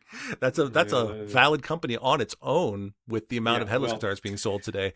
Nonetheless, Joe, again, that's going to have to be your choice about whether you want to do it. When it comes to Martin, I'll say it out loud. I think that guitar is interesting, but was a mistake from them, and not because it's a horrible instrument, but because it's not believably Martin. And I think that they don't have to abandon their history to innovate. That's right. So there is a way to remain Martin and still be future forward, and I don't think that was the best example of that. I think that's when we're getting also into sort of, with no disrespect, who's at the helm. What are their intentions? Where are they feeling like they're lacking? What drives them to sort of want to be something else than other than the thing that's made them what they are? And I don't want people to atrophy, right? Yeah. But there's so much history there and so many decades of relevance, with the exceptions of the late 70s, early 80s. I'm going out on a limb here, maybe, but I don't think anyone has to worry about the acoustic guitar being completely made irrelevant. No. It's been so. I mean, so I'm only 3 decades in this industry. Yeah. I haven't seen any signs of it. There have been people predicting it, but nothing has stopped this rise in the acoustic guitar market. Yeah. Except what I talked about earlier is like, okay, American artisans, Collings, Santa Cruz, Bourgeois, what's your future here? Mm-hmm. You need to make more money. Can you grow? If you grow too much, do you dilute your brand? How much is the marketplace going to be willing to pay for American craftsmanship? Mm-hmm. So that again, it's the next big challenge. And okay, let's just say maybe they can't survive. Well, then we're back to the heritage that they laid out for us, right? These wonderful instruments that we know are built to last generations. There's a perfect marketplace. We don't need to build any. This is another question. Do we need to build any more acoustic guitars, Jamie? I think so. We're still making violins, even though they all look the same. But violins are still being made actively today. But the market is completely flooded. So the biggest issue we have right now on a day-to-day basis is people aren't coming in with cash. They're coming in with trade-ins. Yeah. Right? And thankfully they're good, but I mean, okay, I can't pay bills with a trade-in. Yeah. Right? I need cash flow, but the market is suffering from a massive glut of very high quality, mind you, acoustic guitars. Collings is making a guitar, bless Bill Collings, he designed it so that it really, what's the difference between a new Collings and an old Collings? Certainly not quality. And that's not going anywhere. That is going to be in the guitar landscape for decades and decades. So so all these other new guitars are coming out of the market. Thankfully, there are still people who want new, but I don't see a difference. And in fact, we know that the older ones can start to sound a little bit more mature, a little bit more resonant. So if you're looking to reenact, so there will be a process of creative destruction. As are you familiar with Joseph Schumpeter's concept of creative destruction? destruction. I think Jesus, can't did say you it. mention that in the Jim DiDario podcast? I think that came up. I was might just have. listening to that. Yeah. Yeah, but there's this concept that we will go through these periods where the reenactment is not our big thing. We're thinking about going to the moon, the space race and new technology and everything. And that's a period where you're looking to try new things and to experience new worlds, literally. And during those times, there will be companies that don't make it through their 11-year cycle, and that's sort of the guiding hand of the marketplace, if you will. And but it doesn't mean that there's no space for a retailer in that environment. There are fewer retailers, and you also have the question of, at this stage in the game, we'll get into real retail business talk here for a second, the fact that some of the biggest manufacturers in the world are at the point where they have set themselves up to supply a certain amount of musical instruments. And as the rock and roll and folk era close, because we're literally dying, you can't, this matter that we are only lives so long, they may have set themselves up to not be able to shrink. And one of the solutions that they're doing is, as these stores close, they're not looking to replace those retail stores. They're looking to sell them themselves. And so at a higher margin, they don't need to have the same level of distribution. And if the retailers are shipping all over the world, they could be shipping all over the world. So there's a question as to what those retailers are doing. Now, I can answer those things. I think someone like yourself is providing a extremely valuable set of experience and perspective, and that will continue to be valuable for those who don't know a lot. They're going to come looking for an expert to help them, guide them through it. But what it also means is, because you will need to survive, and some of your lines may decide not to work with retailers anymore, you're going to become much more open to some of those other companies at that stage, because you will need to offer something. And that is the cycle of creative destruction. I get it. I get it. And I think a lot of those manufacturers are, whether they're conscious of it or not, are actually destroying retail, because they're sending pallets of guitars to these people who can't afford to pay for them. And they become wedded to one brand because that brand has squeezed out all their cash, so they can't diversify. That's a big problem. That's why I'm not necessarily in bed with a lot of those. We are a Fender dealer, but we're keeping it very, we're really trying to exercise our expertise and saying, this is what we know will sell in our market. We don't want to be the Wildwoods, we don't want to be the big, huge retailers. And to be fair, we're not data driven. We're really patient. We're really sort of saying, if we like something, eventually someone's going to come in and buy it. We manage our money well enough so that I don't have to sell something or discount something in order to, to stay viable. But I do not want a manufacturer telling me what it is we're supposed to be selling. I don't care what the margins are. I need to have control over that to future-proof my business and to continue that trusting relationship, that there is always going to be a discerning segment of the market who wants guidance, who wants that high-touch experience, whether it's online or in the store. So we're not going to be a store that's going to please everybody. Nor can any successful retailer do that, I don't think. You have to carve out your demographic and cater to them. And, will that demographic get smaller? Yeah. Will the pool of retailers who can handle that demographic get bigger? I don't know. I'm banking on it not growing, but becoming more refined. And so we'll be the little handful of stores that can still offer that sort of old world's level of service, if you will. So you can look at other industries like the electronics industry have already gone through this. And when everything is said and done, what remains are not the big box stores of electronics. That's Amazon now. It's actually the highly specialized hi-fi dealers who sell amplifiers that are $10,000 and they sell turntables that are thousands of dollars, and they'll do a home install, and they will consult exactly on the best equipment in the world, and they're extremely specialized. And for me, that's what I would project as the future of the Music Emporium, is as a highly specialized, high-end dealer, and let the other people fight for the bottom end.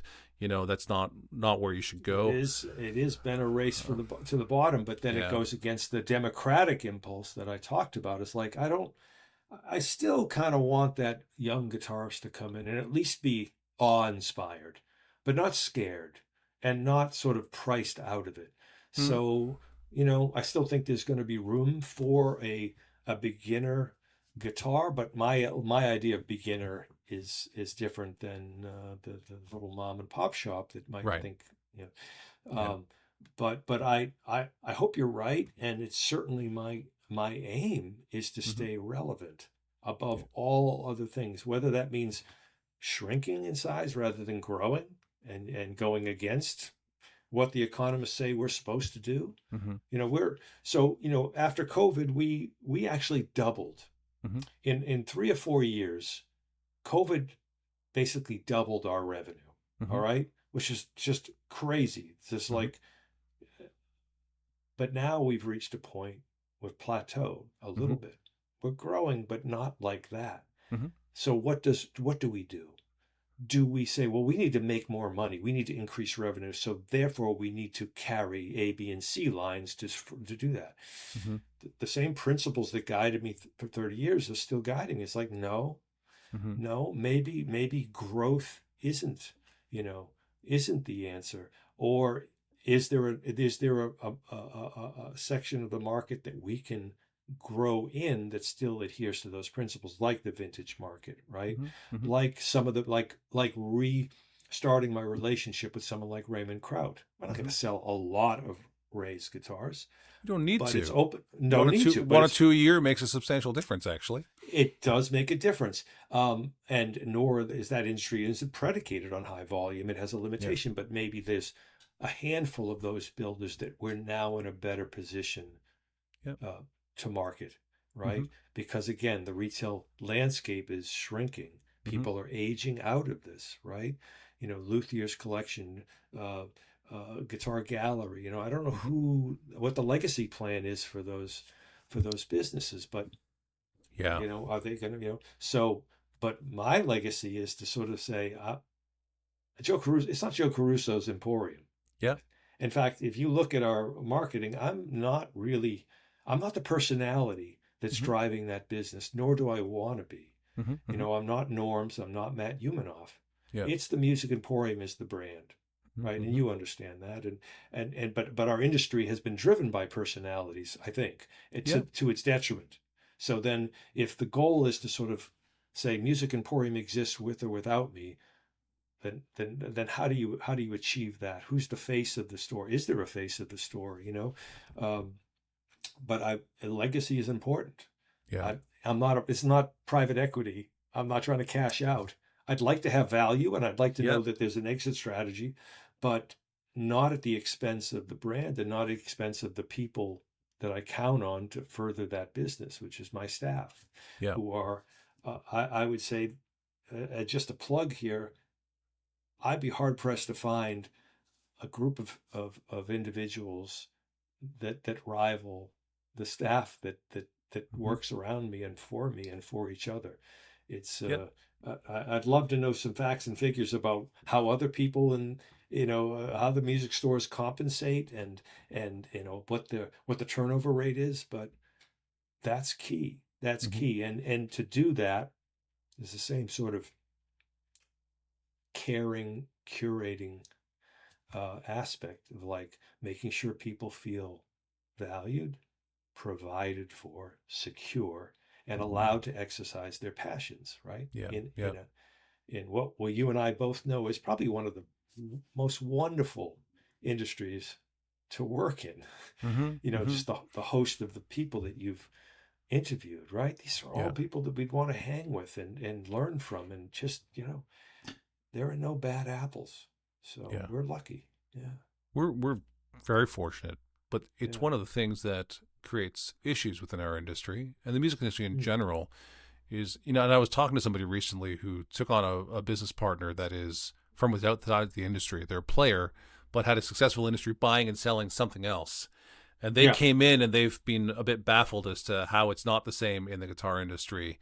And I said, one of the key things that anyone coming into the guitar industry needs to understand, especially if you are someone who really is financially motivated and is watching the numbers, is that the part you need to understand about the guitar industry is that most people in the guitar industry, the primary motivator is to remain in the guitar industry. Not to make money. We need to make money to remain in the guitar industry. Mm-hmm.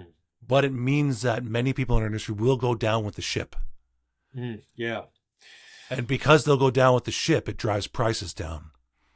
And that's why it's hard to make music, make money playing music, is because there's always someone who has another job, who plays music in the evenings on the weekend, who's willing to play the gig at the bar for free beer and a good time for their friends.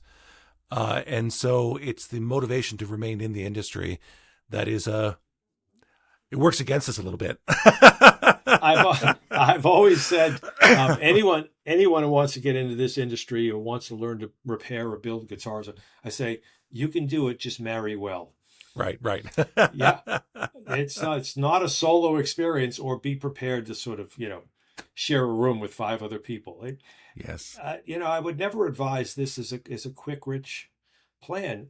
I do think there are some people that maybe thought it was something that there's one business in particular that was kind of buying up music stores, small ones like ours, to think, no, we're going to do with this what I'm seeing in the heating and cooling industry, or in the eye care industry, and the dentistry industry. Right. Law of efficiencies here. Yeah, We're just going to amass them. So I'm just deadly opposed to that. And I think that would be the death of our industry, to commodify it, right? To introduce efficiencies. I'm going to tell you, there's nothing efficient, I think, about what people are doing when they build guitars. And you can talk to Steve McCreary at Collings all day long about there is nothing efficient. I mean, they've tried their damnedest. But if you do that, you are going to engineer the soul out of a guitar. And there's only so much that you can mechanize and program and in this world, until you reach the limits of that. And it's like, where's the soul? Where's the essence? Well, Joe, that is why I still consider Collings to be a boutique guitar company. So a lot of people identify things as boutique and they think it's handcrafted or whatever it happens to be. But for me, I don't care whether you've mechanized, where you're making it, who's making it. For me, a boutique guitar is a vision uncompromised. Yeah. And Collings has not compromised the vision, regardless of the fact that they must be making 5,000 or more instruments a year at this point. I don't know what their numbers are. Yeah, but no, I don't think it's that high. But you're right. They've gone beyond what we thought of a small guitar company could do. But they haven't compromised the vision. Not one bit. Yeah, there's no Formica back and sides. There's no cheap hardware on anything. No shortcuts. No shortcuts. Yeah. And that is astounding. Yeah. That is astounding that they're still able to do that. And when you talk to them, just be prepared. I mean, they are going to go deep, deep into their convictions and science and artistry and everything. Just kind of your eyes glaze over, like, these guys are just on another plane when it comes to doing what they firmly believe is essential to their craft. Which also means that I don't know if anyone's going to come in and say, hey, Collings, I'd like to buy your company because I think it has, I think I can make, right? And maybe the same, with any of these people who are wedded to uncompromising quality, whether it's a retailer or a builder. Right. It's like, it's hard to believe in this day and age that people do it because they love it. But our industry is filled with people doing things because they love what they do, and they might be able to make more money doing something else. It's not about other money. It's not. Sheldon Dingwall said it best when he said, it may not pay a lot in cash, but it pays high dividends in soul currency. Hmm. Yeah. And You we're feel living the good life we about want to yourself. live. Yeah. Yeah. Yeah. Yeah. And so, I scratch my head at the choices that some retailers make about what they carry. And I'm like, I don't know, man. Mm-hmm. I don't, that doesn't have legs to me. And I think you're selling a little bit of your soul when you start to deal with certain guitar lines. And look, with all respect for the person who's making those guitars, Mm-hmm. everybody wants to do right. Everyone wants to do well. Whether it's made here or in Eastern Europe or wherever. It's just like, okay, you want to be in the guitar world. I get that. Mm-hmm. Mm-hmm. And not everyone can open up a shop and say, okay, Collings, I want to sell your guitars. Sorry, that's not going to happen. So you got to Right. start somewhere. You got to start somewhere. Yeah. Um, That's but literally what led me into what I do today. is it? I ended up with a music store that was surrounded by brick and mortar stores that occupied all of the lines. Mm-hmm. And so I had to Yeah. go So, looking for something that no one else had. And that's why I bought the first Nick Cooper guitar, is yeah, because nobody had it. yeah, And I ended up with very a whole bunch prescient. of things. Yeah, And that has led yeah, to what I do today, was actually the fact that things were unavailable. yeah. Yeah. Yeah. But at a good time when a lot of these builders were unknown but very talented. So Yeah. you're at the forefront of that, Yeah. right? Yeah. And I think Tons. a lot of our industry is predicated on right time, right Mm-hmm. place, Yeah. right? I wanted to be a guitar builder. Mm-hmm. Um, and I went to study up in Vermont with some relatively unknown individual. Yeah. And I quickly learned that I was not suited to be a guitar builder. I Mm-hmm. can't deal with the variables. I can't deal with all the unknowns. I just need instructions. And Mm-hmm. I need to know that I'm doing it the right way first time. It Mm-hmm. wasn't going Mm-hmm. to work for me. I'm not a Raymond crowd Yeah. by any means, not. But I stepped into the music emporium and, I had no idea that I stepped in at the very time where boutique builders and the artistry of acoustic guitars was going to literally explode, right? Yeah. And I was able to ride that Mm-hmm. and Mm-hmm. work with the momentum and not fight against it. And that's an important aspect to all our success, right? Sometimes Yeah. we look back and go, did I do anything other than just facilitate, a trend, just kind of push it along? Or did I have anything to do with that trend, you know? And am I where I am today because I was a good businessman? You know, I could see the future. I think it comes back right down to sort of I cared. Yeah. Something about the industry resonated with me, and I wanted to do well by it, and protect myself, of course, protect the people I work with, but protect the people we represent. We all grew together in a very, I think, very healthy and kind way. Mm-hmm. And Mm-hmm.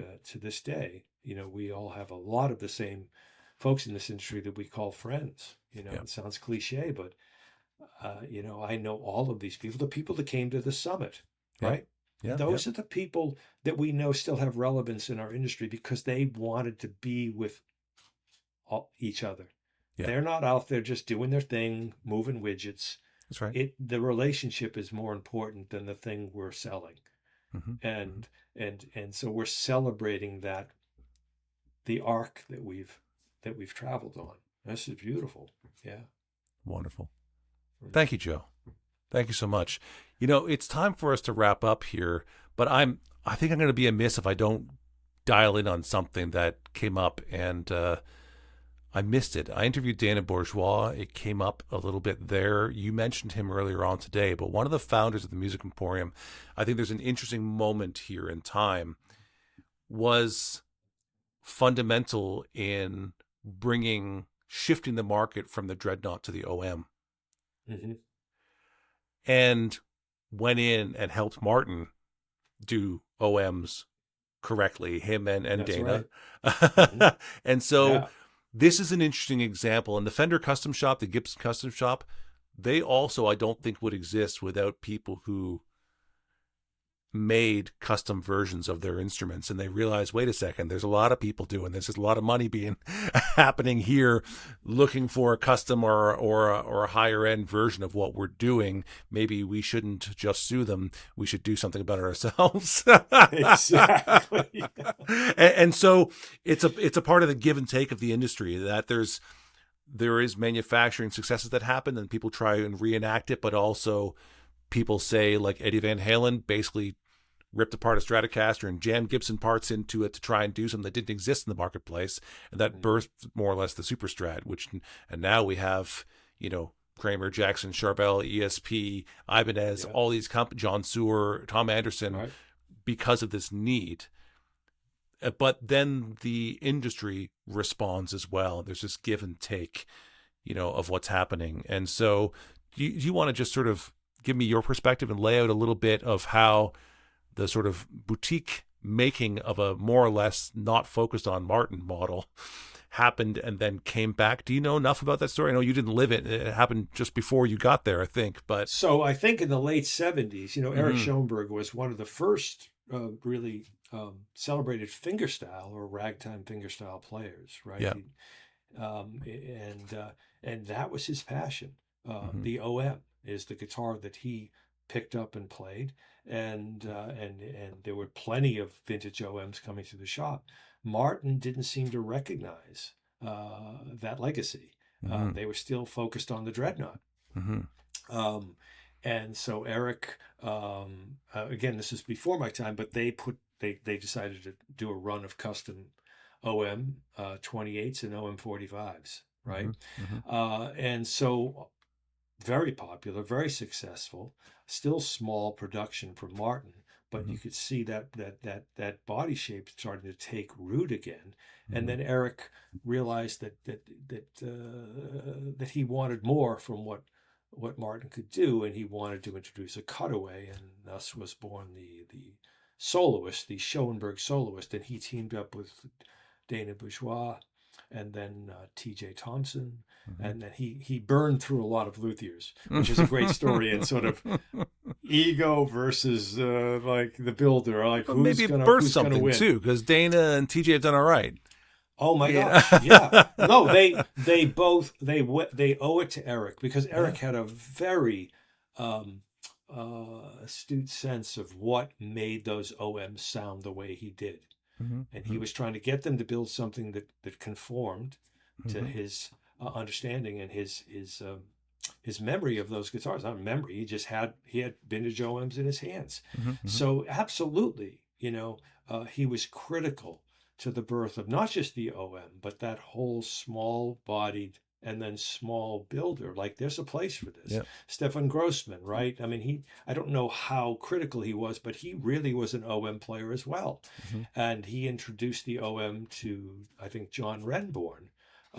There was a builder in that time, you can come up with the name. He's still around today, but anyway, Frank, what the heck? Anyway. But, Renborn was playing guilds, right? It's like, okay, no, listen to what this guitar can do, the balance, the proportions, the projection. So I think that really was a one of the influences for moving away from the big, bulky, clunky Dreadnought guitar to something that's conforming more to that individual player. The instrumentalist, I think, was born during that period, right? And it's not singer-songwriter or not the bluegrass player, not the folk musician, but the person who was going to take what they were doing on the classical guitar and do that on a steel string guitar. So, yeah, I think you could make a case, if you're willing to write this book, Jamie, the history of the individual guitar, the guitar for the me generation, right? Sort of like... But Eric is still doing it today. He still works with luthiers out on the West Coast, and they're still that really embody, as close as I can see, the essence of those vintage pre-war OMs in a modern guitar. Yeah, talk about the ultimate celebration of cultural reenactment. Cultural reenactment. Yeah. So Thank you for sharing the story, because I actually didn't get the full story out of Dana. It was a bit there, but for those who want to know more about that, listen to my interview with Dana Bourgeois as well, and you'll be able to piece the two together a little bit. And so, Right, Martin. Yeah. Go ahead. Yeah. well, the point is that we feed each other, and there's sometimes people try and juxtapose the luthier made artisan guitar to the factory guitar, the established brands, and actually it's both necessary, and it is everywhere. Innovation in tech also happens with some kid in college who's got an idea that no one in their company had, and they hire that kid or buy his company or something of the sort, and it changes the world. And, but they're still doing it on existing tech, and there's this sort of feeding back and forth with innovation. And building upon the ideas of the people before us. I mean, it's our superpower as humanity, is our ability to conceive an abstract story. So no other creature on the planet is able to pass down knowledge. There's chimp groups that actually can learn a skill from each other, but if you remove one from the group, they never acquire the skill. But we tell it in story, and we leave a songbook behind, and then we reenact and build upon the ideas and stack them and synthesize things in a way. And that's what makes us unique as humans. And so that's the stuff we see in the Boutique Guitar Showcase. That's an example of someone like Schoenberg saying, hey, this thing that was really great before isn't being made anymore. Can I get someone to make it? And Martin listened to them. And Martin listened to them. That's right. They had the ability. Can they do that today? I don't know. But Martin, it's important to know, Martin actually assembled the Schoenberg guitars. Mm-hmm. There was this once in a lifetime collaboration between a luthier voicing everything, then sending it to Martin to just sort of put the finishing touches on it. So is it a Martin? Is it a Schoenberg? Right. There's no other example that I know of where a big company like that trusted someone outside itself. And that there were also people during that time that actually were connected to the way things used to be. Mm-hmm, That's a big problem today, right? Where are all the experience? Yeah. It's written down somewhere, right? Or it's programmed into a machine. But, I think there may be one of the older guys still at Martin Custom Shop. I'm not sure. But they're kind of running on a vague memory of the way things were. But the actual skills are no longer embodied in that same old school individual. Yeah. So, and slightly in danger of being lost or diluted, until someone like an Eric Schoenberg comes along and says, this is kind of the way you're supposed to be doing this. Do you have the capacity to listen to me? Mm-hmm. Can you put aside your ego for just a second and know that maybe someone else knows more than you? And can you listen? Yeah.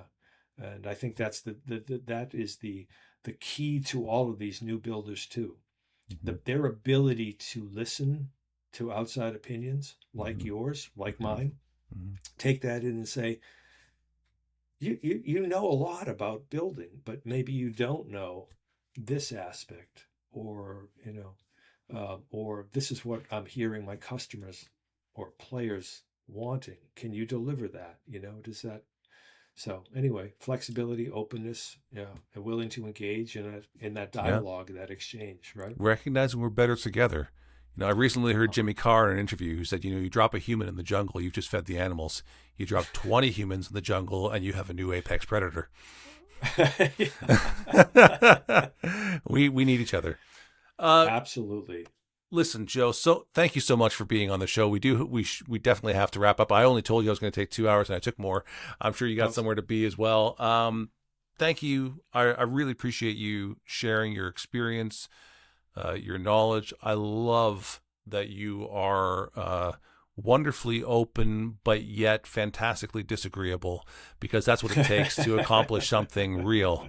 Well, we didn't get into the real good stuff about my disagreeable nature, but that's maybe for another time. But I've enjoyed your sharing your ideas, and you have a great breadth of knowledge about this industry, and I don't think you and I have talked enough about that. So I really enjoyed the opportunity to get to familiarize myself with your expertise, and I hope to continue the dialogue as we move forward. in the next 30 years. Yeah, great. Let's do it again sometime. All right. All right, Joe. We'll say goodbye for now. Jimmy. Thanks. Okay. Take care. You take care. You've been listening to Life with Strings Attached. If today's conversation meant something to you, consider passing it on. These stories find their place through the people who share them. A new episode comes out every Friday, right here, wherever you're listening. I'm Jamie Gale, and thanks for listening to Life with Strings Attached.